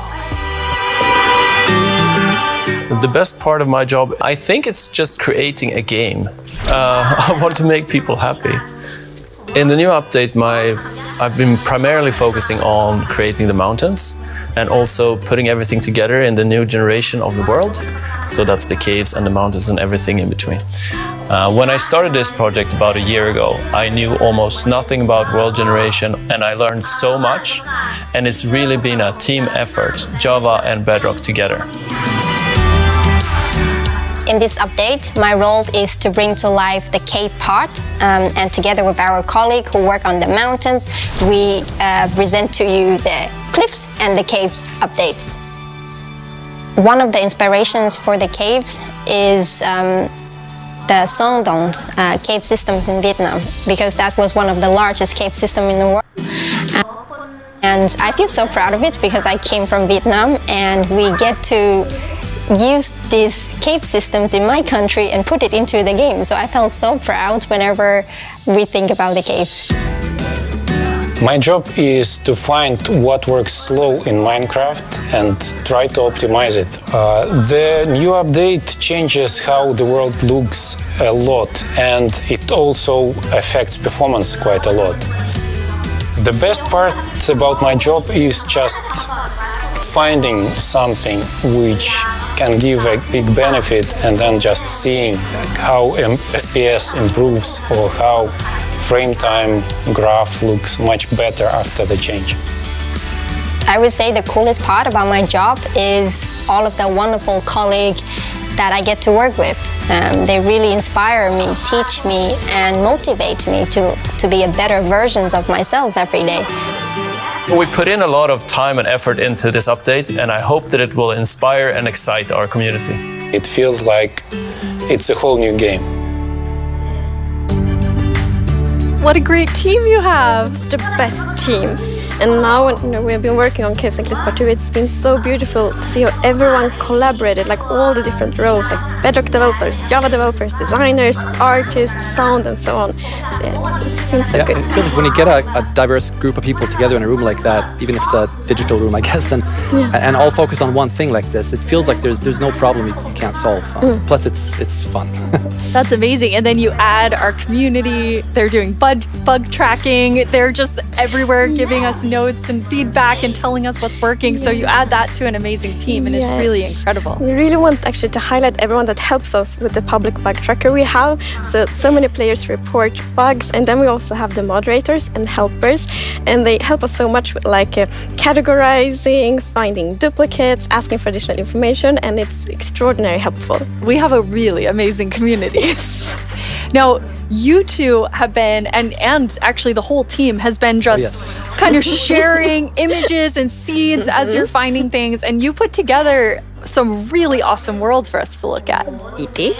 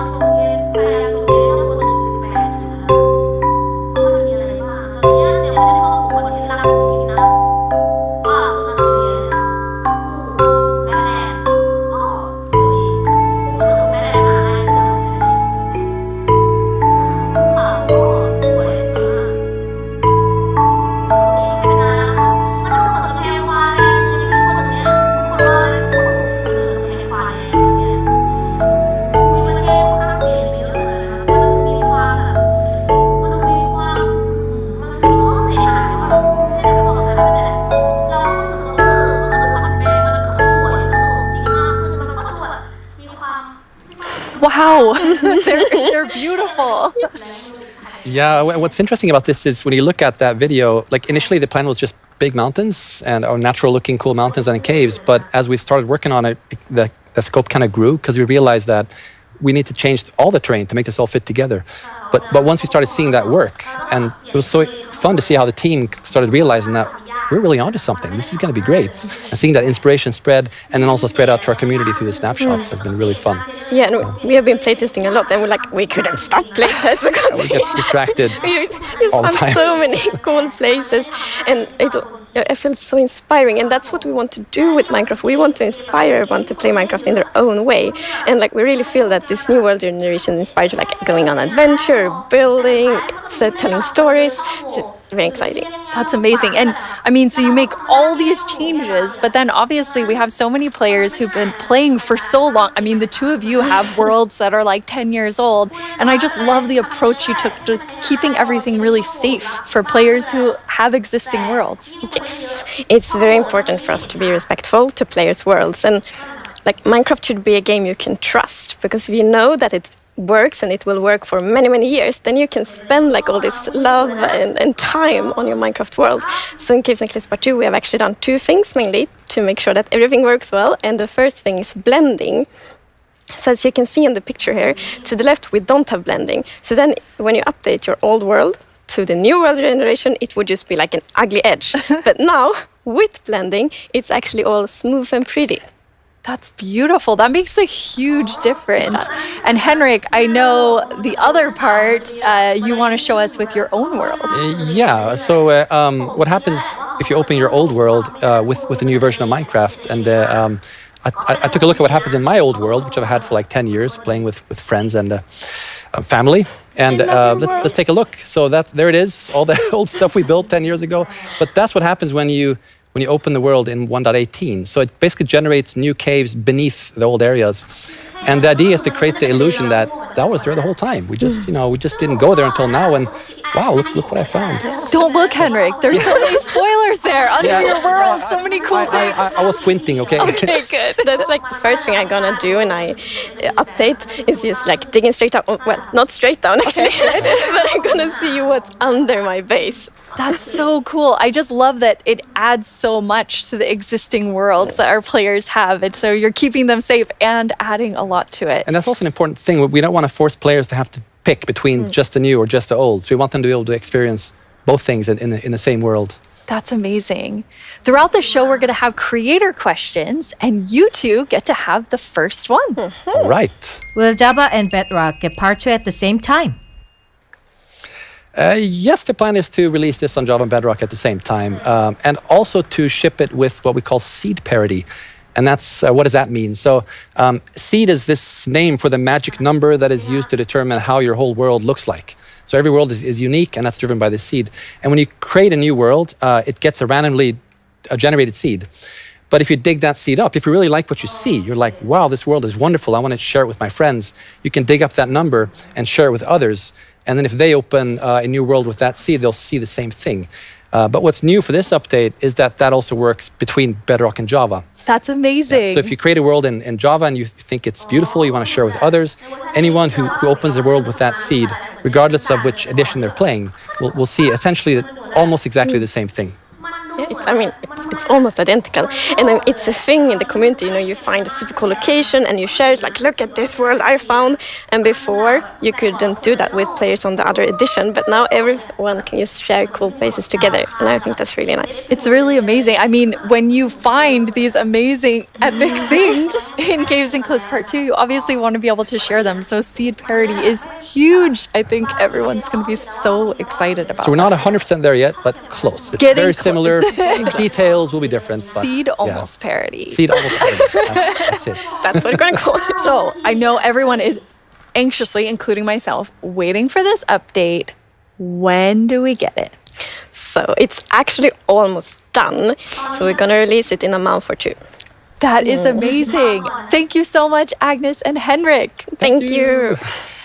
Caves and Cliffs Part 2 will be coming to a screen near you in 1 to 2 months. And speaking of screens, soon there will be another place to play Minecraft. On November 2nd, Minecraft comes to Xbox Game Pass for PC. Minecraft. It's a game all about togetherness and teamwork. Let's take a look at some of Minecraft's most terrific teams. Zombies and the Drowned. Maybe not the best example. Let's try another. Cobblestone and Mossy Cobblestone. A relationship that's truly rock solid. Oh dear. How about Steve and Creeper? Okay, maybe not Steve and Creeper. Not them. Not them either. Ooh, that's gotta hurt. You realize this is going out live, right? If we don't find a great example of Minecraft togetherness soon... What's that, Goat? You've got the best example of togetherness yet. Okay. This better be good. Minecraft Bedrock Edition and Minecraft Java Edition. Finally, coming together for... No, that's not right. Absolutely not. That's the ticket. Minecraft Bedrock Edition and Minecraft Java Edition are coming to Xbox Game Pass for PC. We debated which edition to add to the service and decided why not add both. That means Game Pass for PC will be the only way to get Bedrock and Java in one place. Convenient. Perhaps a little too convenient. In any case, starting in November, you can play the original Blockbuster, its cross-play supporting cousin, and a cartload of other games with Game Pass for PC. Excellent point, Goat. Game Pass does have PC games. And personally, I can't wait to play those PC games with my two best friends. Ah, the sweet smell of togetherness.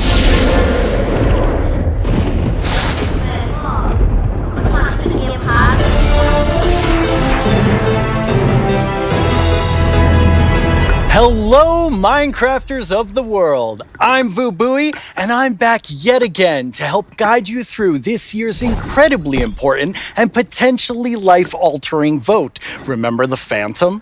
For an amazing mob that will be added to Minecraft. For those of you who haven't been a part of Minecraft Live before, here's how it works. Our developers came up with 3 different mobs that they think could potentially be a great addition to Minecraft for a variety of reasons. But you, the community of Minecraft players around the world, get to decide which one gets further developed and brought into the game in a future update, and which ones will live on only in our hearts as what could have been. Like you, little baby. I'll never forget you.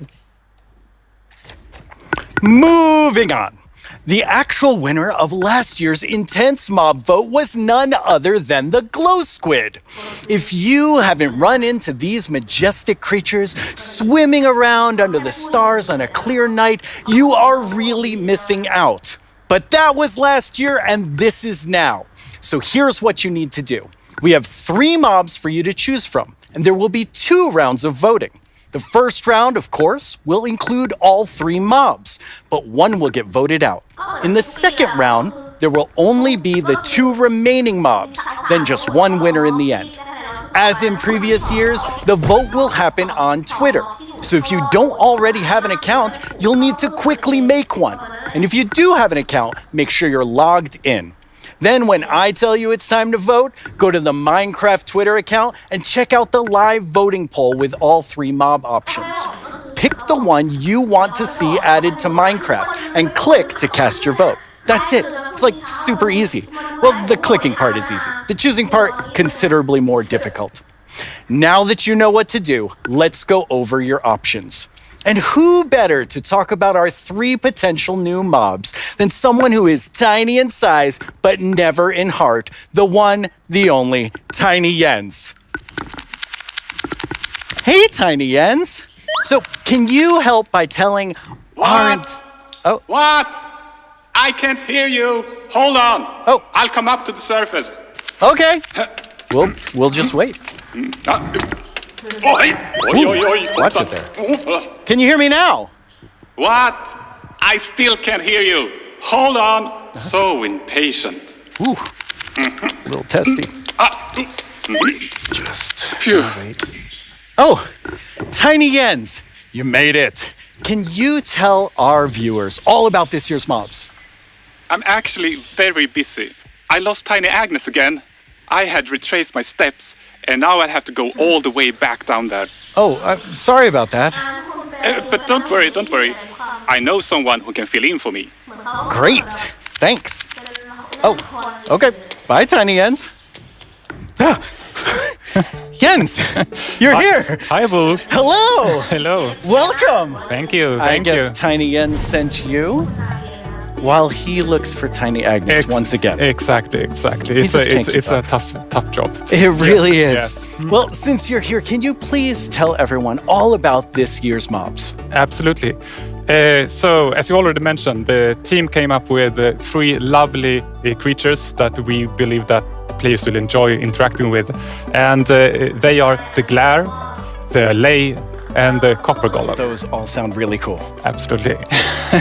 And to begin with, we have the Glare, which is it's a creature that flies around and doesn't really like dark areas because it knows that in dark areas there might be monsters spawning. Yes. So naturally, it goes to those areas and gets really grumpy about it. And that is to bring that player's attention so that the problem can be fixed. Okay.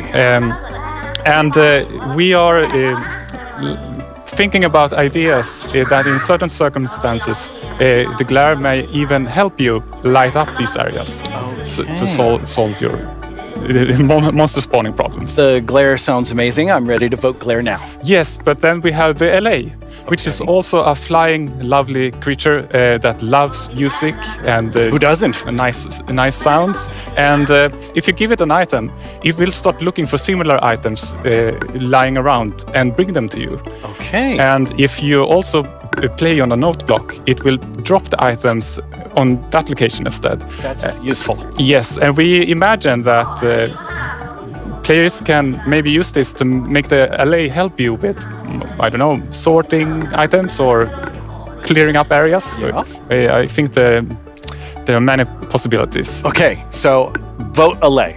I get it. Yes, but then we have the Copper Golem. And as the name implies, it's a golem made out of copper, so it's an excellent use for copper. And it will also interact with you, and since it's made out of copper, it will over time oxidize and maybe turn into a statue. But don't worry, you can de-oxidize it using an axe, or it actually carries around a lightning rod on its head, so a lightning strike can also de-oxidize it. Wow! In addition, it loves pressing buttons a little bit randomly, specifically copper buttons. But it randomly presses? Yes, so that can also be used in some interesting contraptions, we believe. That's amazing. So Copper Golem, Allay, Glare, all sound good. How do people choose? I think it's going to be quite difficult. But you've given them a lot to think about. So I think people will figure out what they like the most. Yes. Well, thank you so much, Jens, for coming by. I have now a creator question for you. Hola, soy el 997 de México y tengo unas preguntas para ustedes. Primera pregunta, ¿cómo deciden qué mob poner a votación cada año? Segunda pregunta, ¿cómo se le ocurre al equipo cada nuevo mob? Última pregunta, ¿se basan en los comentarios de la comunidad de fans o es inspiración del equipo? Okay, those three questions I think everyone wants to know the answer of. Yeah, well, ideas and inspiration can come from many places. Sometimes it just spontaneously appears when you're walking around in the park, or often like you play other games, watching movies, or playing Minecraft. And the community is also a great help. They have so many ideas and they do so many fun things. So we have a lot of ideas to work with, and we need to figure out like which ones do we want to do next. And a good way of doing that is actually playing in the game and see which areas that can be improved.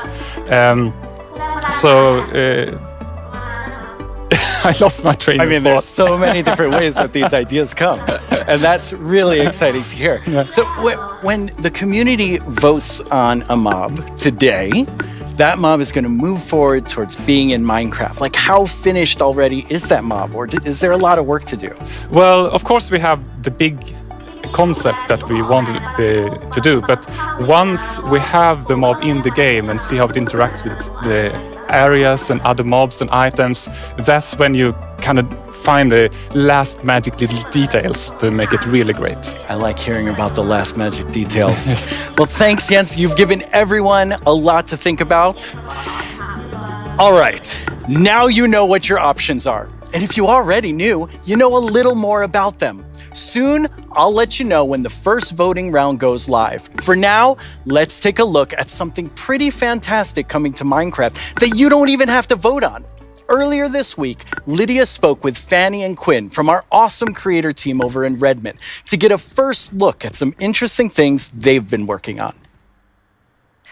Each year, we show you some of the cool new things made by our creators for Minecraft Marketplace. This year, we're going to do that and show you how to start creating Minecraft things yourself. I finally made my first mob. It's very weird.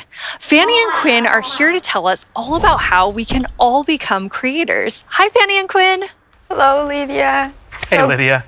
It's so great to be here. Like, just so exciting to talk about our creators, and what a better place to do it than surrounded by the art that they have created. I know. I walked onto the set and I was like, oh my God, those are Jollycraft skins. Those are Cupcake Brianna. That's Ka Studios. It was so cool just seeing all of their skins and worlds and concepts all on the wall. They are really amazing. I mean, the creativity from our creators, those names, that makes sense now. It's just mind-blowing. Before we get too far in, though, we should probably explain to everyone what is a creator? Yeah, of course. So a creator is really anybody who makes anything in Minecraft. You know, whether you're doing skins, textures, worlds, terraforming, UI, and even for me, like people that are making mods and add-ons and, you know, that kind of more developer type, those are creators too. Definitely. For me, the way that I always like to think about it is that a creator is anyone that makes something in Minecraft and then shares it with someone else. And that can be like little Mac sharing it with their friends at school, or that could be a team of creators that sell something in the marketplace. And then everything in between, right? And our mission really is to empower all of them to make whatever their imagination is telling them to do. We want to really give you all the means, documentation, tools to be able to do whatever you want to do. Yeah, it's just such a cool thing to be able to work on, that everybody can be a creator. Mm-hmm. That is so cool. And Fanny, you mentioned tools. I think it's so interesting. Your team is actually building things that creators use to build things on top of. Like, what is your favorite tool that you've made? Oh God, that is such a hard question. We have so many, but I'm going to be a little bit selfish for a second and just pick one that I worked on recently. Like, as a manager, I rarely get the chance to actually write code, which I love doing. And this time we had a game jam, and I actually picked a creator community request, which is like implement a damage command that will help you like do cool effects with other mobs. And I just worked with a designer and we created this together, and I'm so excited to know that the team is actually now taking my code and is going to ship it for real. Very excited about that. Yeah, that was just so cool that you're able to do something just in a game jam, and then it turns into something real that our creators can use. For me, my favorite is the structure animation. Last year we shipped a map called Suburbia by Jiggerbob that is basically this world that you can manage your city, create plots for commercial, residential, balance your economy. And every single time you place one of those plots, it animates layer by layer by layer, adding just this immersiveness and polish to the map that just makes it, above and beyond. That's so cool. I mean, so many of our creators are using the innovative tools that you've made to just expand what they're working on. And we have some awesome examples of that.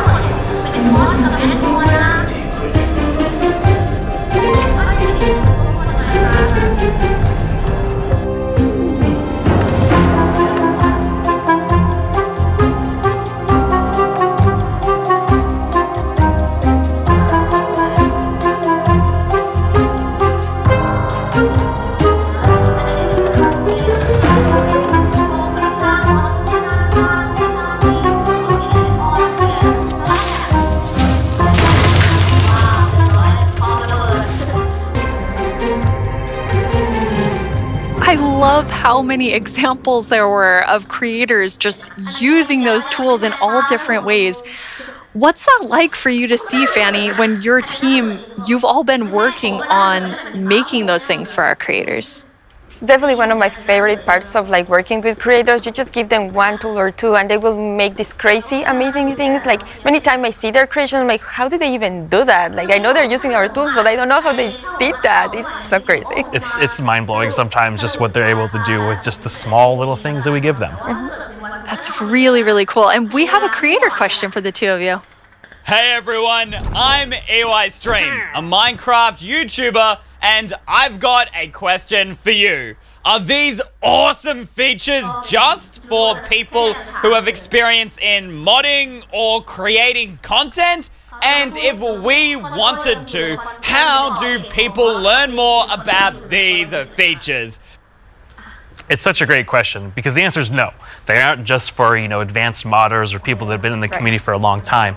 We actually just launched a new website we call the Learning Portal. It's on minecraft.net/creator. And on that site, it basically links out to all of our resources to how to learn how to become a creator, learn how Minecraft content creation works. It also links out to our brand new documentation site that allows you to just go super deep into learning the components and learning entities. And then the coolest thing that we added, which is how we made our mobs, is we use the Minecraft entity wizard, which is created by Yanis, and it's a Blockbench plugin that allows super easy creation of mobs that you can add to your own Minecraft game. Hello everyone, my name is Yanis. I'm a software developer and Minecraft content creator. In 2017, I started to create my own 3D modeling program called Blockbench. The program is all about creating boxy, pixely models, which makes it perfect for the Minecraft art style. Today, Blockbench supports many Minecraft formats, ranging from Bedrock Edition add-ons to Java Edition resource packs and mods. The program is used by Minecraft creators all around the world to create models, animations, and player skins. Almost all 3D models you see on the Minecraft marketplace were made in Blockbench. And it was even used to design some of the new vanilla mobs, such as the goat and the axolotl. This summer I've collaborated with Mojang to create a new plugin for Blockbench. The plugin makes it super easy to get started with add-on creation, by generating everything you need for a custom entity in just a few clicks. I'm going to demonstrate the process by making a simple grizzly bear. To install the plugin, I'm heading to File, Plugins, Available, search for the Minecraft Entity Wizard, and press Install. That brings up this handy shortcut on the start screen. Let's go! I'm going to pick a preset that looks similar to the grizzly, like this polar bear, and I'll use the same for the behavior. Okay, now the add-on is created on your computer. Now let's start customizing our model using Blockbench. For this example, because we already have a bear model, I'm just going to recolor the model. Of course, you could also change the whole model to turn it into something entirely different, like this butterfly that I made. and is based on the vanilla bed.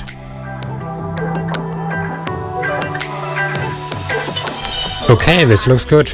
Now I'm going to press save and switch over to Minecraft. I can find our new grizzly bear pack in the behavior pack section and simply enable it. This will automatically enable the resource pack as well. Now let's check out the entity in-game. I just need to grab a spawn egg from the inventory and use it. And here's our grizzly bear. Have fun creating. It's free and works on all platforms.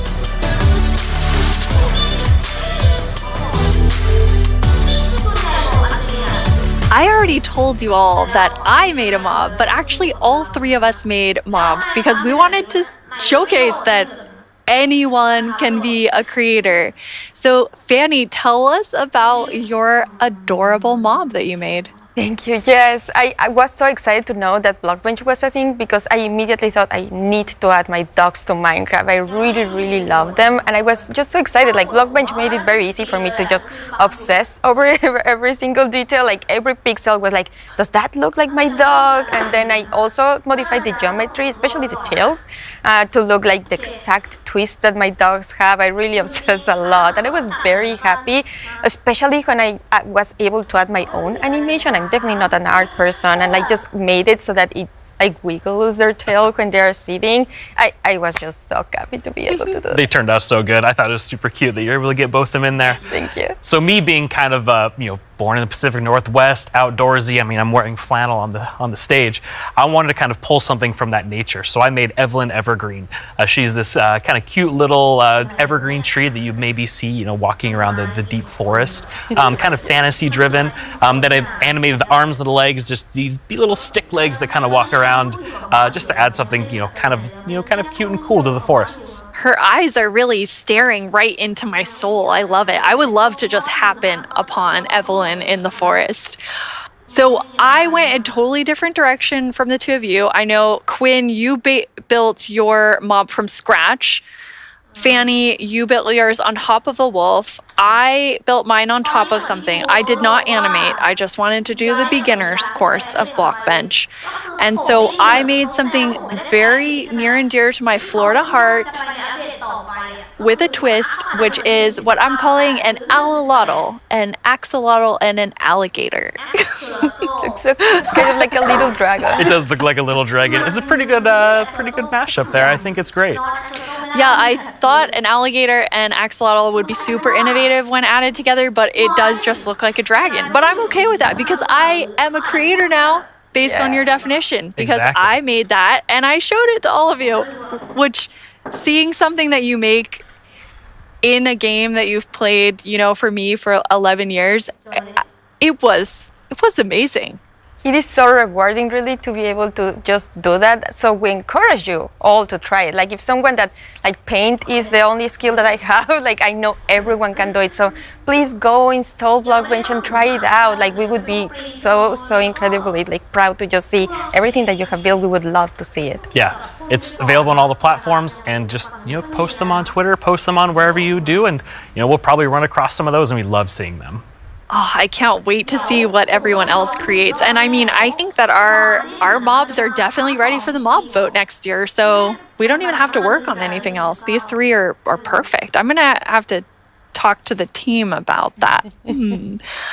So we're not professional creators, obviously, by our mobs, even though they're lovely. But Quinn, you get to work with people who, this is their full-time job, making Minecraft content for Marketplace. What is that like? It's something that I'm just immensely proud of. Being able to see so many people engage in the marketplace and allow creators to become full-time Minecraft content creators as their careers. I think it's incredible too, because the marketplace doesn't just support these huge studios, but we also have really small independent creators that make just texture packs, or like Shalaquin Schematics, that's just a family on the West Coast that makes their own worlds. And the fact that the marketplace can support all of them and make it their full-time jobs is something that is just so cool. There's so much new content that our creators have made that we put together a video with some of our favorites from this past year.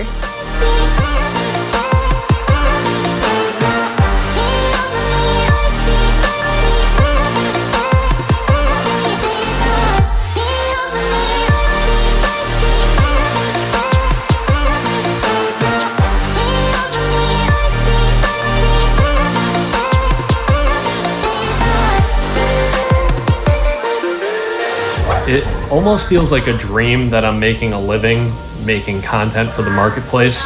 It is the best job that I could possibly ask for.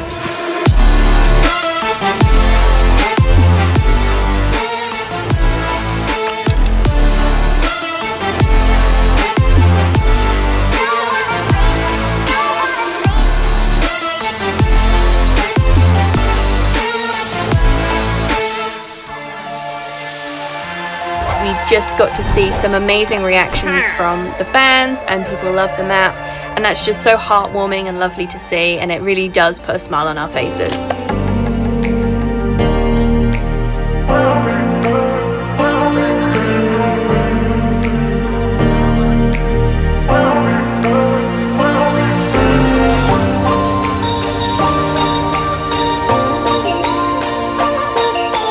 The thing I like most about creating inside of Minecraft is the community that's been built up around it.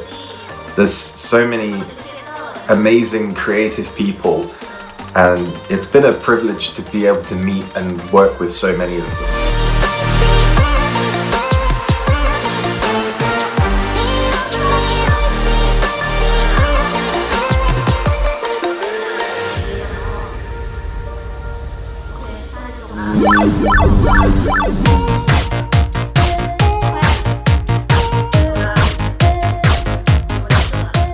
The ender podium in the middle. Oh no! Spoilers!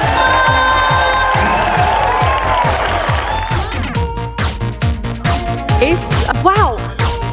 We're kicking things off with the announcement of we're gonna tell you right now. The update Aquatic, Village and Pillage. Seriously, like, I'm so excited. Bees! Bees! Let's look at some bees. To finally have a Nether update. Holiday update will have the cats, pandas, bamboo and scaffolding. Caves and cliffs update. David Niesagen.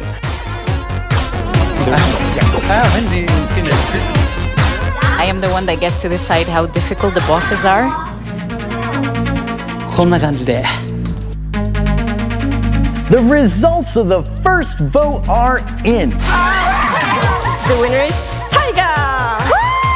Mountains. It's the glow squid! This is your chance to have a say in what goes into Minecraft.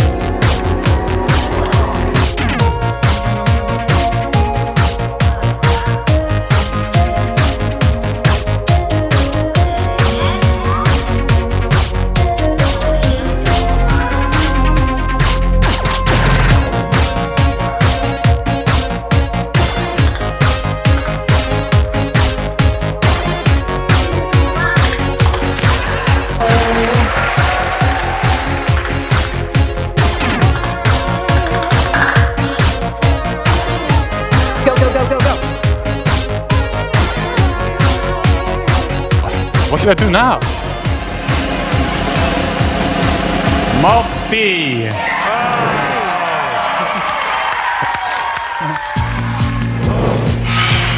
10 years ago, I stepped on the Minecon stage for the first time.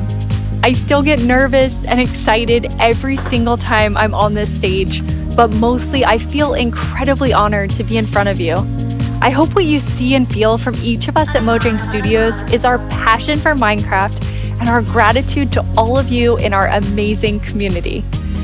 Okay, now before I get even more sappy than I was, let's head over to Vu and hear more about the adorable mobs that you must pick between.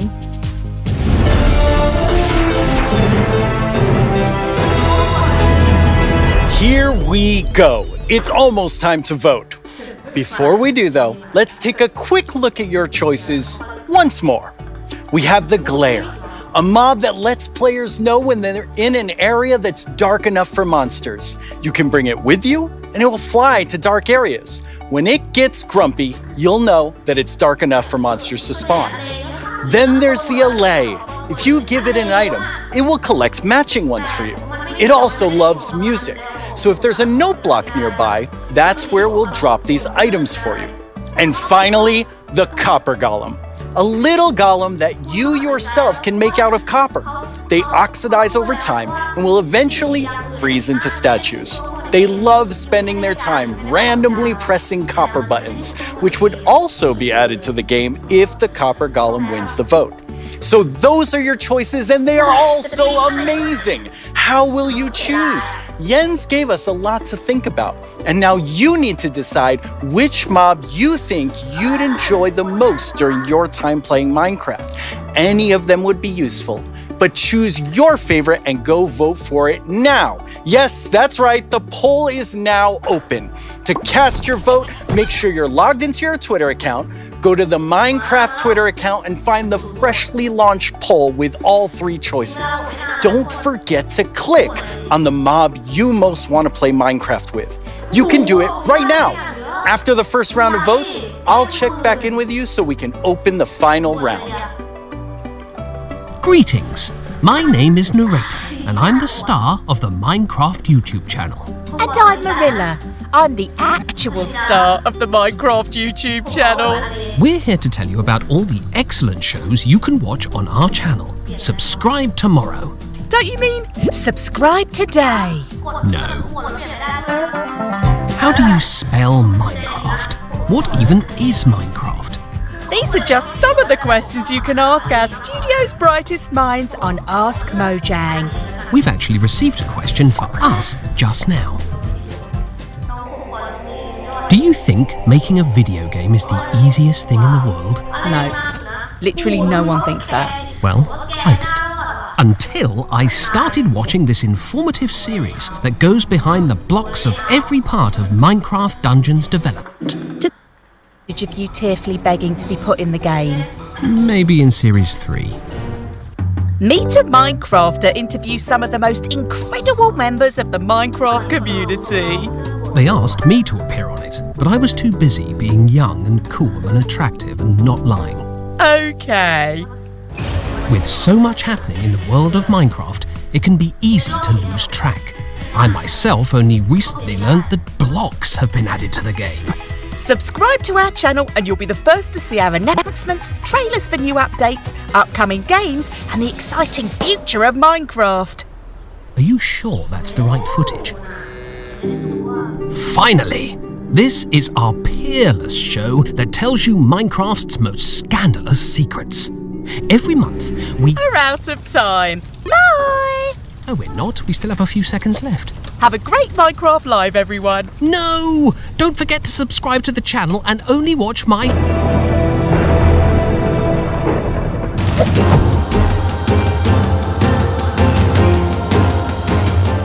Now let's welcome Laura to talk all about Minecraft Dungeons. Hi, Laura. Hi. So you have a pretty cool job at Mojang Studios. Yeah, I think I have the coolest job. It's sometimes difficult to believe, but I'm the lead designer of Minecraft Dungeons, and that means that I get to decide a lot of small things and details and bring a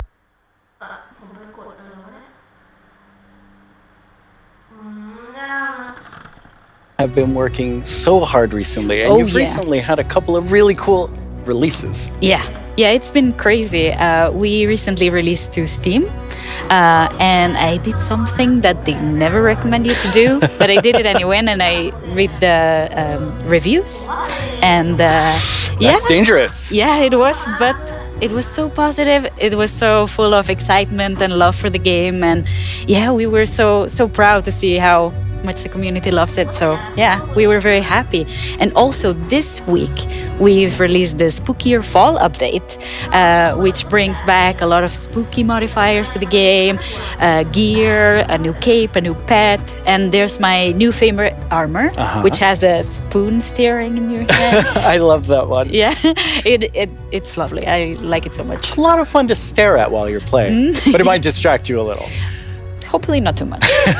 So those just came out, but we also have some new and exciting things to look at that haven't come out yet. Yes, let's check it out.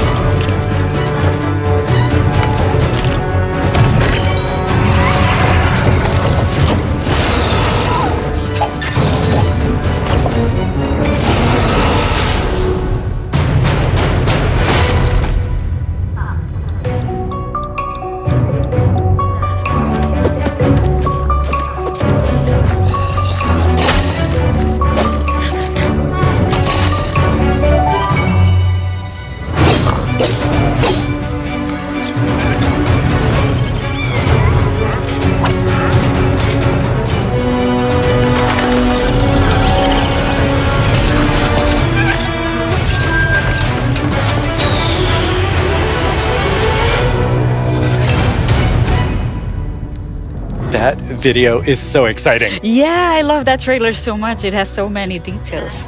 So there's a lot going on in a lot to talk about, but why don't we start with, now that DLC is done, what are seasonal adventures? Right, yeah. Now that we are over with the story of the Orb of Dominance, we sat together with our friends at Double 11 and we started working on seasonal adventures, which are a new way for the player to progress through the game and increase in ranks, gather points, and hopefully get cool rewards at the end. That sounds amazing. Yeah. So how long do they last? Right. Seasonal adventures, although the name is seasonal, will be infinite technically. Okay. So for instance, say we release seasonal adventure number 2, you will always be able to go back to seasonal adventure number 1, gather some rewards there, go back to number 2, gather some rewards there. So it's a bit up to you what you decide to do with it. That's amazing. So it just lasts forever. You get the new content and you still have the old content. All the content.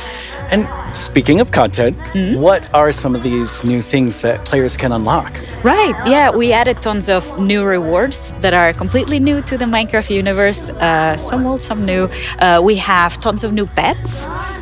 We have things like the duck and the fox, and I am so in love with all of them. We have flares, which are new VFX that you can apply to your character, so whenever you drink a potion or you beat an enemy, you get to show off a little bit and get some shininess there. Also, we got in some emotes, which are these little dances or little expressions you can do with your character. Show off a little. Yeah, exactly, and have some fun with your friends. Why not, like we see here, having a party. Also, we added tons of new capes, because everyone loves capes. They do. And tons of new skins, just in case we were missing That's a lot of skins. Yeah, that's a ton of skins, yes. Well, now we have a question from a Minecraft creator. Right. Hey, Strawberry17 here, and I have a question. Will there be free content included as a part of seasonal adventures? The answer is yes. We always try to make sure there's content for everyone, regardless. So for seasonal adventures, there'll always be a free track and a track you can pay for. So there'll be different rewards in each, and you'll be able to get whichever you want at any time. So yeah, we wanted to cater everyone. That's great. So how do you earn rewards? Right. You will be able to get adventure points all throughout the game, meaning that doing the regular stuff you do, you'll get them. Like, say you beat a daily trial. At the end of the daily trial, you're points. Also, implemented new weekly challenges. So we'll ask you, like, this week, if you beat 100 zombies, you'll get extra adventure points. That's a lot of zombies. Yeah, but people do it so fast. I'm always so impressed. And also, the best way to get adventure points is in the tower. Okay, the tower, which we have not spoken about No. yet. So what is the tower? The tower is another free single-player feature that we've added to camp. So you'll be able to see this gigantic tower in the camp. I love how it turned out. And it is a space with 30 different floors, each floor harder than the one before. And you'll get to fight in arena mobs. You'll get to fight bosses. You'll get to meet some new tower inhabitants. And yeah, hopefully explore around and be able to test your skill. So you will start with a completely blank character from the bottom, and you'll be able to find new gear as you progress. Okay. So yeah, the floors get more difficult, your character gets stronger, and you can test your skill. That sounds really fun. So let's take a look at some live gameplay of the tower right now. And for that, we have JP. Hi, JP. Hello. How do you like my throne? I think you stole that throne from the Arch-Illager. I think he stole it from me. Looking Speaking so of sure. my stuff, let's go loot the tower. Nice. So what are we seeing here, Laura? Right, so we prepared some special floors to showcase here. So this is an example of a very early floor in the tower. So if you see JP's tower avatar has very little amount of gear. And yeah, you'll be always have the context that you're high up in the tower, Looks right? so cool. Yeah. We also wanted to make sure that the tower was this whimsical, magical space. So Yeah, we have a boat, we have a river, why not? So you'll be able to find a ton of magical spaces and new characters to meet. So yeah, this level is quite easy, as you can see, since it's very early on. Yeah, JP's doing really well. Yeah, exactly. Oh, and we can see a sneak peek up there in that balcony. That's our tower keeper. Very cool. Yeah, that's a character that will guide you through the tower and yeah, will guide you around and ooh. Wow, JP did really well. Yeah, Maybe it was, it was a little so fast. too easy. Yeah. So each of these levels generates itself, but you can come back for up to 2 weeks and replay the same thing. Right, yeah. Our tower runs will be seeded and they will change every 2 weeks, meaning that for 2 weeks you'll be able to learn what happens in every floor. So say I reach floor 5 and I get defeated at floor 5. So then next time around, I'll remember, I should have chosen a different weapon and then I could have... Yeah, you can share those tips with your friends and you can learn together how to go through the tower. Yeah, practice and get better. Exactly. All right, let's give JP a real challenge now. Right. We're going to go up the tower to a much higher floor. Right. You ready, JP? Let's do it. Right, so here we've prepared a sample of what a harder floor could look like. So we try to add new exciting combinations of mobs that we've never had before. So JP is right now fighting jungle mobs, but there'll be ice mob together with them and there'll be some new mobs. Here you can see some tower wraiths that spawn fire in different new combinations. We also will have tower guards, which are extremely bulky guards. We even have a guest in the mix, and JP is getting sniped by it. So we're getting that's a tower guard right there. So yeah, we're getting tons of new combinations and new ways to experience the game and defeat mobs and find strategies. And Gas looks really difficult. yes, it is. JP's not doing so good right now. No. Let's see. Oh, JP, that was a valiant attempt. Yes. Really, really good. That was so good. So, you've talked about so many new things, but when will people get to see them? Right. We'll get to see them. Hopefully everyone will get to play in December. December. So very, very soon. That is very soon. Thank you so much, Laura, for coming by. This is all very exciting. Thank you for having me. Let's take one last look at some gameplay from the tower.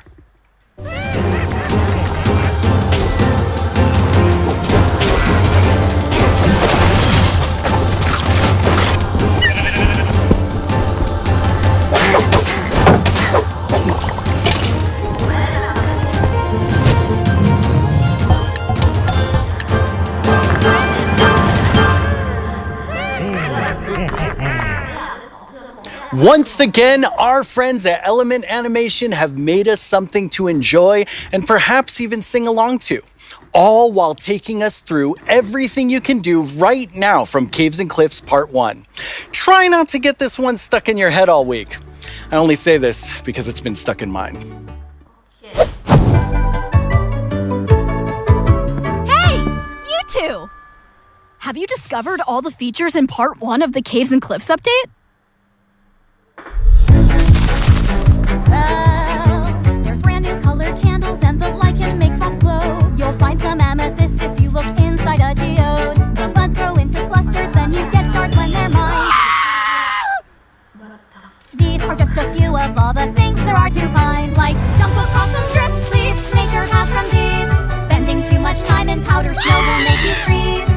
You can mine raw copper, smelt some ingots into blocks. A lightning rod and thunderstorms will stop you getting shocked. Copper oxidizes, but to stop it, make it wax. Craft your raw ores into raw blocks if you've got too many stacks.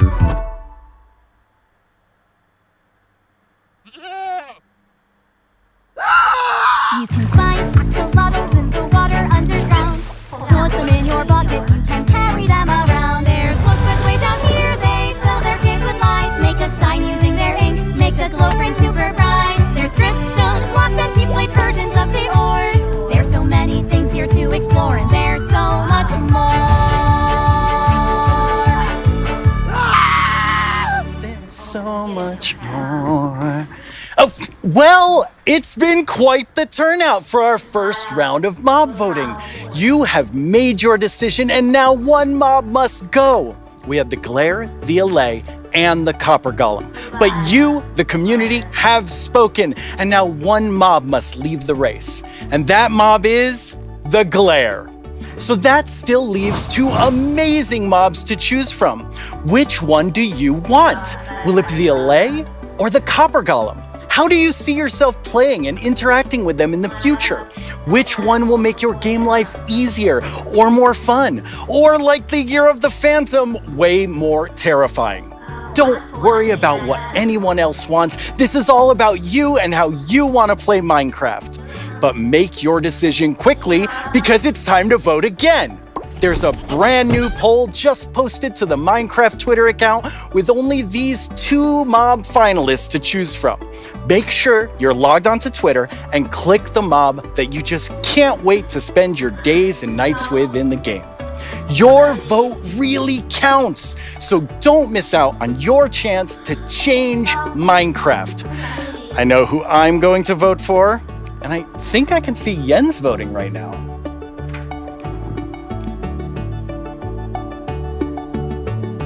Okay, so I know this will come as a surprise to pretty much all of you, but I definitely didn't love everything about school. Maybe that would have been different if I had Minecraft in my classes. Minecraft Education Edition is available for schools, homes,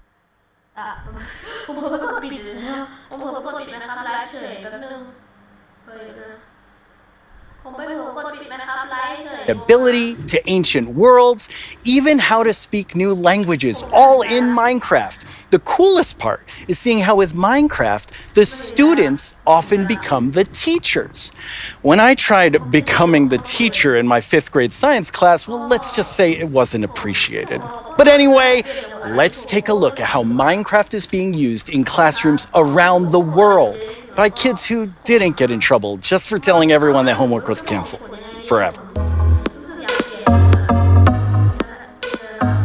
Young people all over the world are using Minecraft to explore issues that matter like social justice, climate change, and indigenous rights. We have different classes such as Braille and Sign Language. We reached out to one of our teachers who learned Braille and she taught us a thing or two. Take a look at what these girls built, a school of the future. They thought about clean energy and inclusive design. An interesting fact about our building is that we used coding to build a playground. It was very fun to make. Students in India and Malaysia translated ancient myths into Minecraft worlds. With the guidance of my educator Kamal ma'am, I would like to present to you an indigenous tale, Chiri and Ka, from Punjab, the land of 5 rivers. In Canada, Australia, and New Zealand, classrooms are using Minecraft to explore indigenous cultures. And they're not just building blocks, they're building super useful skills. Games like Minecraft prepare you for the future, teaching us how to work together, solve problems, and even write code. Normally in school, it's like, here's this, do this, off you go. But now it's like, blank schedule. Minecraft, yes please. This summer, students imagined a greener New York City in an epic citywide esports battle. I don't know about you, but I wish I had this in school. I think I would have been all over this. Oh, absolutely. Kids in Wales designed more sustainable rugby stadiums. Teams of students built turtle habitats and wind farms. And in Slovakia, young people imagined a bee sanctuary in Minecraft. During this build, I learned that bees do this thing called swarming. We can live more sustainably, we can treat one another better, and can we all agree that learning should always be fun? Let's build a better world together. Game on!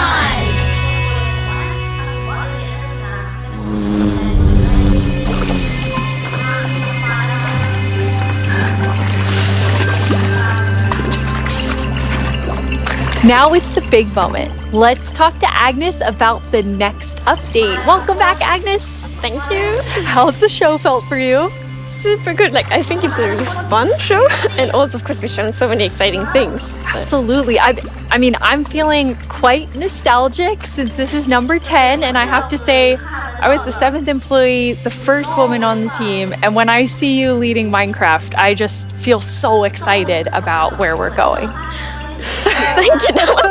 That was very sweet of you. And of course, we many that lead it together. But I'm like the creative lead, and I'm super happy about that. But it feels quite surreal because I also used to be a Minecraft player and love this game, and it's I'm very happy and lucky to be here. Yes, I think we all feel that way, and it's so cool having so many people on the team who play and love it and care about it, and like we all feel like. I mean, we are part of the community too. Yes, we definitely are. And now, Agnes, you are going to reveal to us what the next update is. Yes. Okay.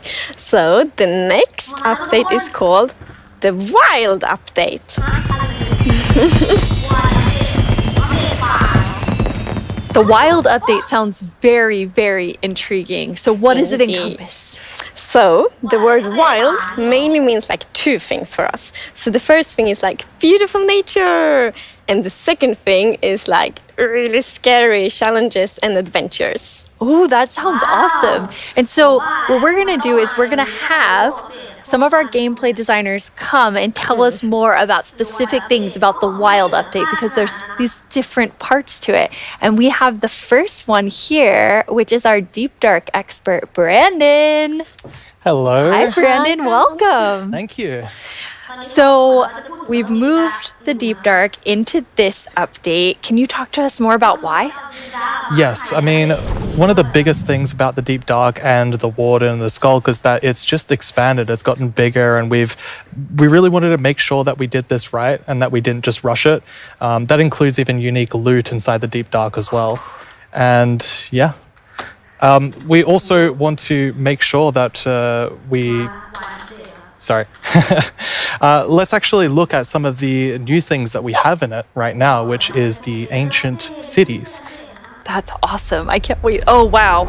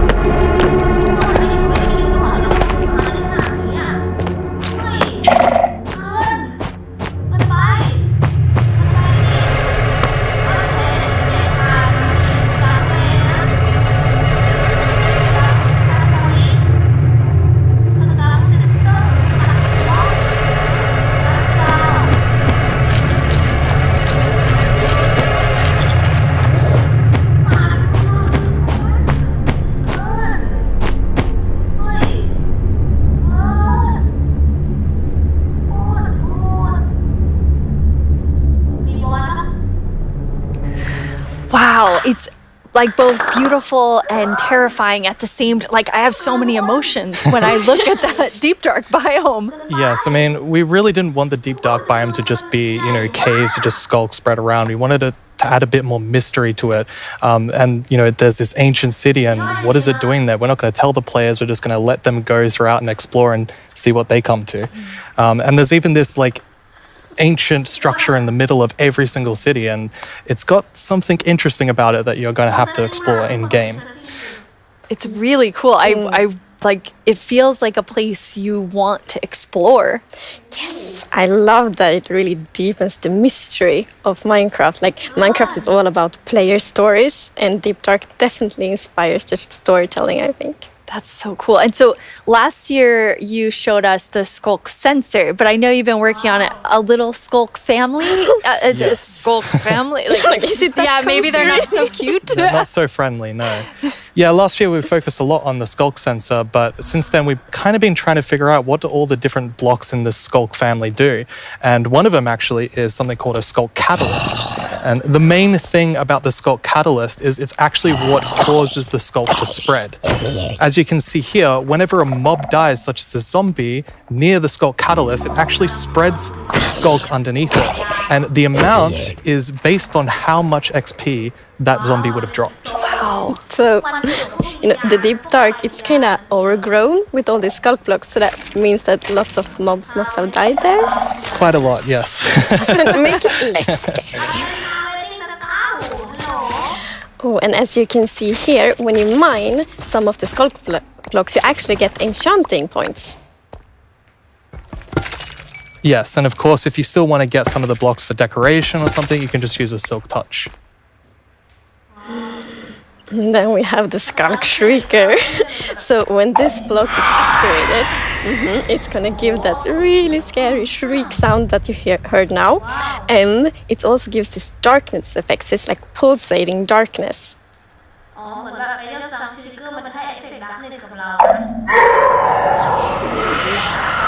can even see now when you're sneaking and you step on a skulk sensor, even sneaking it will activate.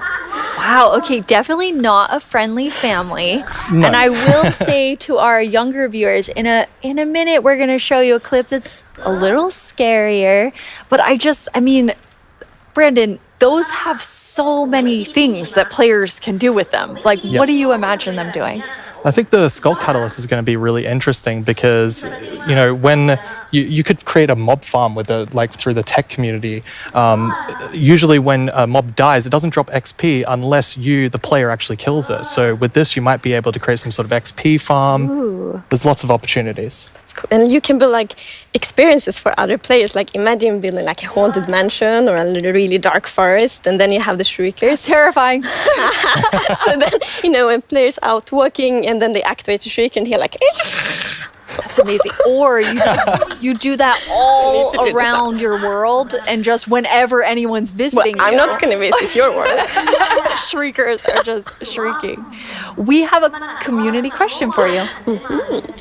Hi, it's Jinjam from Germany, and my question is, what was the inspiration behind the Shrieker?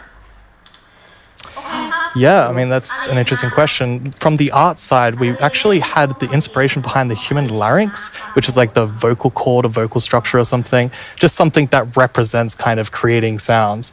And from the gameplay perspective, we wanted to make sure that, first of all, the warden spawns in a unique way, and also in a way that you can avoid it. So usually you can kind of sneak around, and as long as you don't activate the skulk shriekers, then the warden won't come. But if you do make too many noises and the skulk shrieker activates too many times, the warden will come.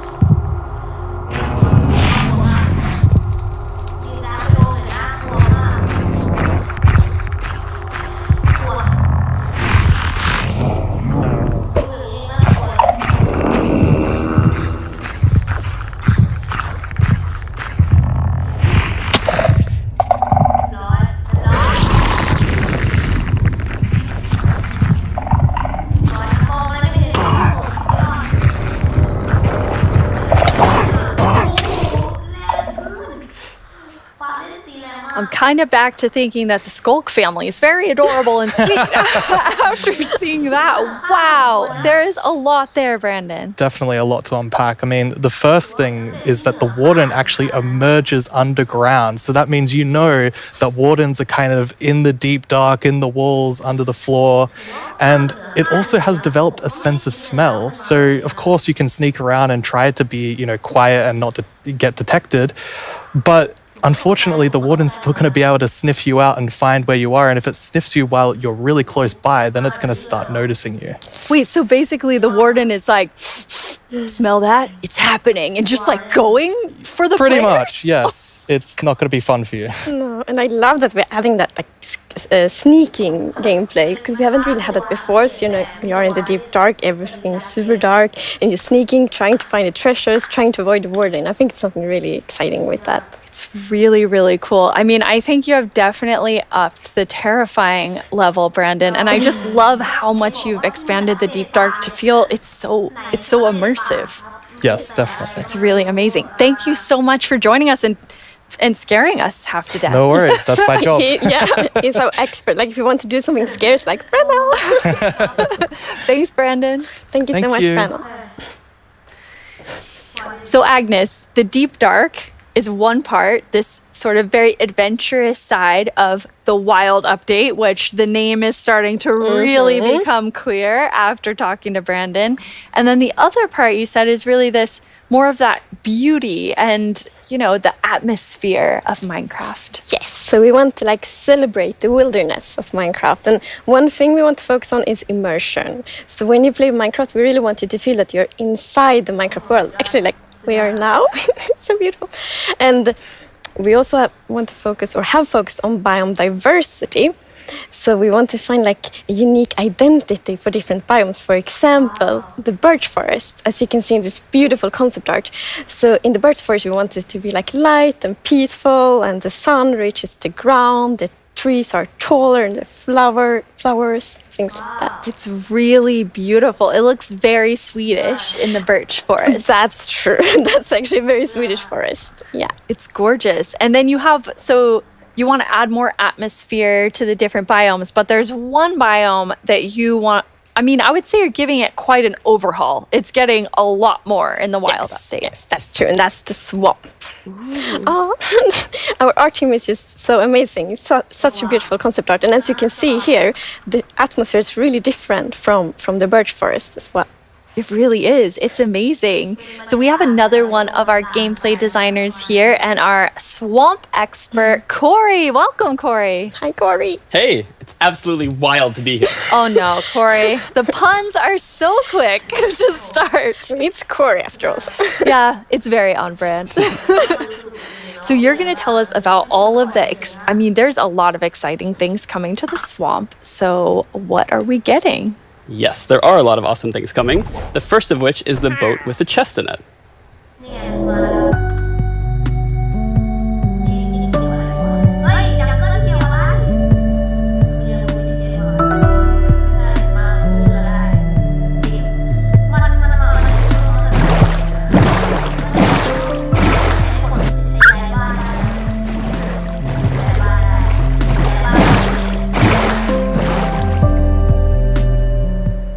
So useful and relaxing.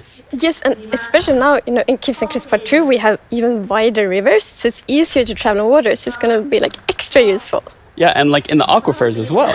Yes, so when you go rafting in the caves, you can put your diamonds in the chest in your boat. Oh, it's really nice. Amazing. And you've been working on what I think now will be my favorite tree in Minecraft. Yes, we are adding the mangrove tree to Minecraft. So as you can see here, this is a propagule, and propagules grow from mangrove trees. They're actually ready to grow mini mangroves growing from the mangrove. And you can see here, the mangrove tree grows propped up on root blocks. It has vines hanging down from the leaves. The propagules are actually growing underneath the leaves. They actually grow from the leaves themselves. And I really like how the propagules are looking here.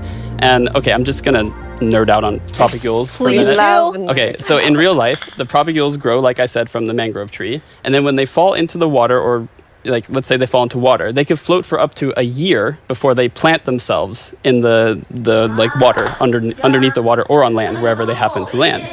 And mangrove trees themselves are actually amazing for local ecosystems, fighting climate change, for local communities. They're just super trees, and I'm really, really excited that we're adding them to Minecraft. That's awesome. And this is the first sapling that you can plant underwater. Yeah, you can plant it underwater and on land as well. That's so cool. When you first showed me the mangroves and you talked about your favorite thing, the propagules, I actually remember playing in mangroves in Florida, and we would use them to write in the sand because they're super cool. That's adorable. So seeing them in Minecraft is just so exciting. And of course, Where there's a new tree, there must be a new wood type. Yes, the mangroves do come with a new wood type. And like always when we add a new tree, we're so happy. Like we get so many questions from the community like, will there be a new wood type? and therefore we're so happy that we were able to add a new wood type for the mangroves. And look at it, I think it's really pretty. And you also don't see like all the blocks here. It's gonna be like a full set for the wood types. It's gonna be like doors and trapdoors and so on. That's gorgeous. I love it. Now I'm so excited about mangroves, but I just need to mention another thing.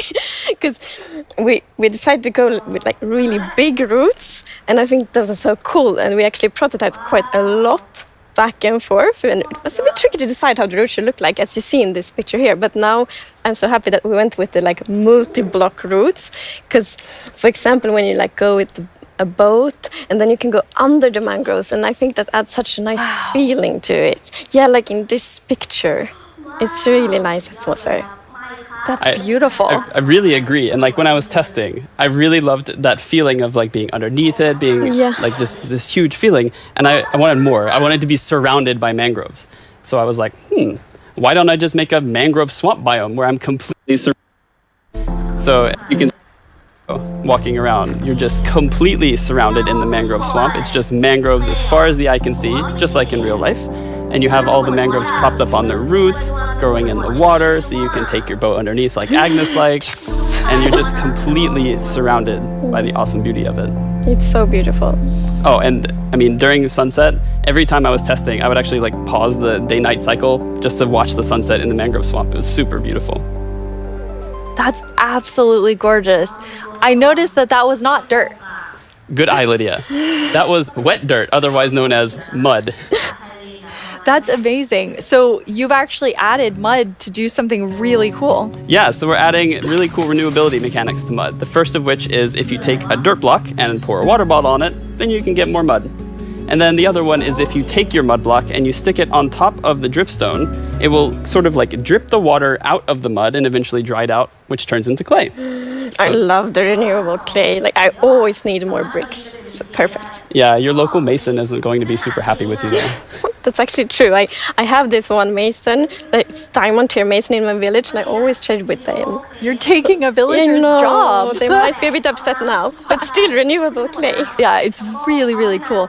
And you're also using mud to make a new block. Yes, we're also adding mud bricks. So mud bricks are a really, really exciting like building block. And as you can see here, the brick texture is actually different than the other stone bricks that we have in the game. So they're sort of smaller, more compact, but it is really cool like to build with. It matches a lot of different block sets, and I'm really excited to build with them. I just love the look of them. They're awesome. So beautiful. We have a creator question for the two of you. Uh-huh. どうも、おこぱにちプチプチです。私からの質問はね、こちらになります。どうして泥レンガを追加することにしたのでしょうか？ I'm so excited they asked this question because I really wanted to answer it. So the main reason that I wanted to add mud bricks to the game is that I really wanted people to feel like all around the world, there are houses built out of mud bricks. So many people around the world have houses, buildings using mud bricks. And I really wanted people who are playing Minecraft to feel like they could build their home and feel like they're at home in Minecraft. So I'm really glad we got to add them for that reason. Amazing. Yes, and it's so important for us that like everyone feels equally welcome when playing Minecraft. Oh, that is absolutely amazing. Now, so we have like amazing new trees. We have mud everywhere. We definitely need something very cute. Yes. Well, very cute and quite derpy because we're adding frogs.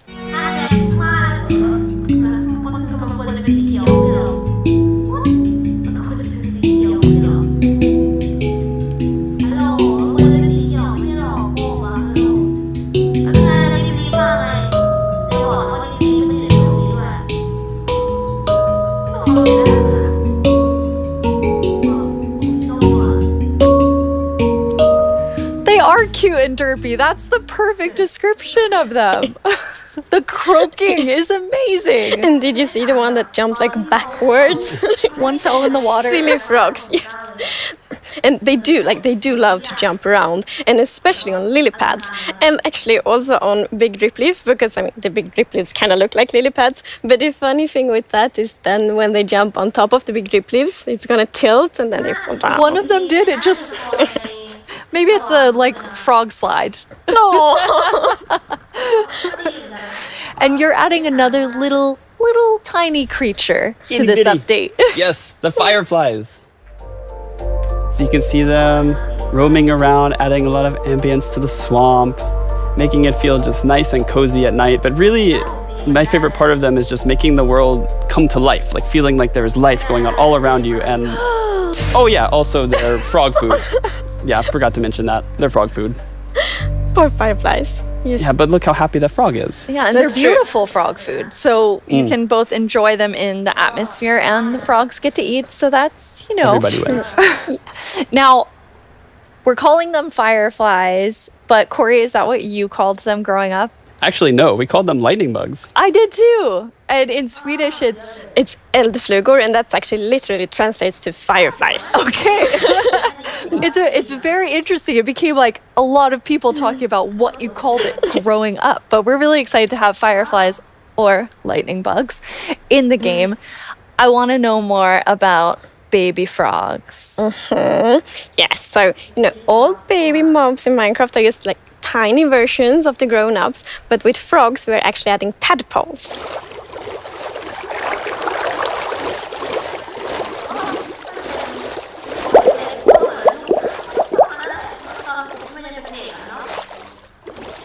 Once again, you deliver on the promise of cute and derpy with the tadpoles. We do. Yes, and you can pick them up in a bucket.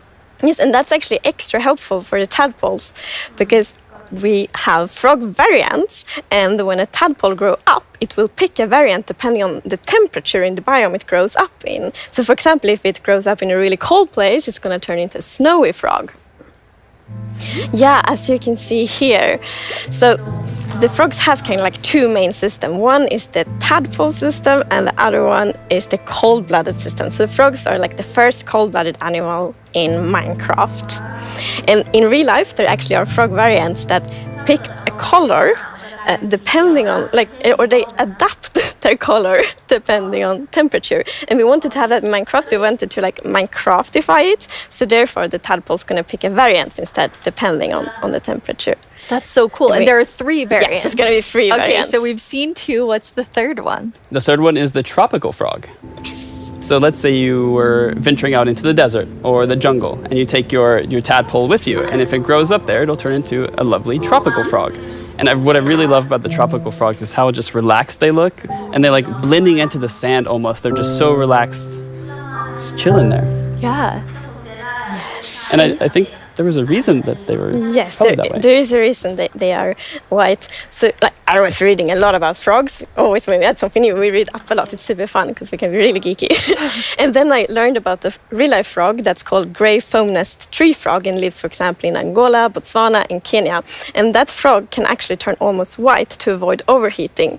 So that's the inspiration for the tropical frog in Minecraft. I love all 3 of them. And you have these different color variations, but you also have something else special about the frogs. Yes, so each frog variant is going to have something unique that will be useful for the players. But we actually don't even know what that is yet, because we are working on the frogs right now. That is so cool. So Corey, which frog is your favorite? Oh, it's got to be the snowy frog. It looks so cozy. Ooh, I'm tropical frog. I'm very interested to see which one the community loves the most. I love them all of them. Yeah, exactly. Thank you so much for joining us, Corey, and taking us into a deep dive of all really cool swamp things. Yeah, happy to be here. Thank you, Corey. Thank you, Corey. Corey. I'm just going to hop on out of here. Bye, Corey. So many puns. I like that, though. This is quite an awesome update. And I really see the name for the wild update. You get a bit of everything in it. Yes, and I love the contrast. As you can see in this pretty concept art, it's really that beautiful nature and the super terrifying deep dark. And I love that contrast between these 2 things. It's absolutely amazing. Well, we're getting close to the end of the show. And as always, the time has flown by. And a lot has happened during this show. So let's look back at some of the biggest announcements and then we will reveal the winning mob.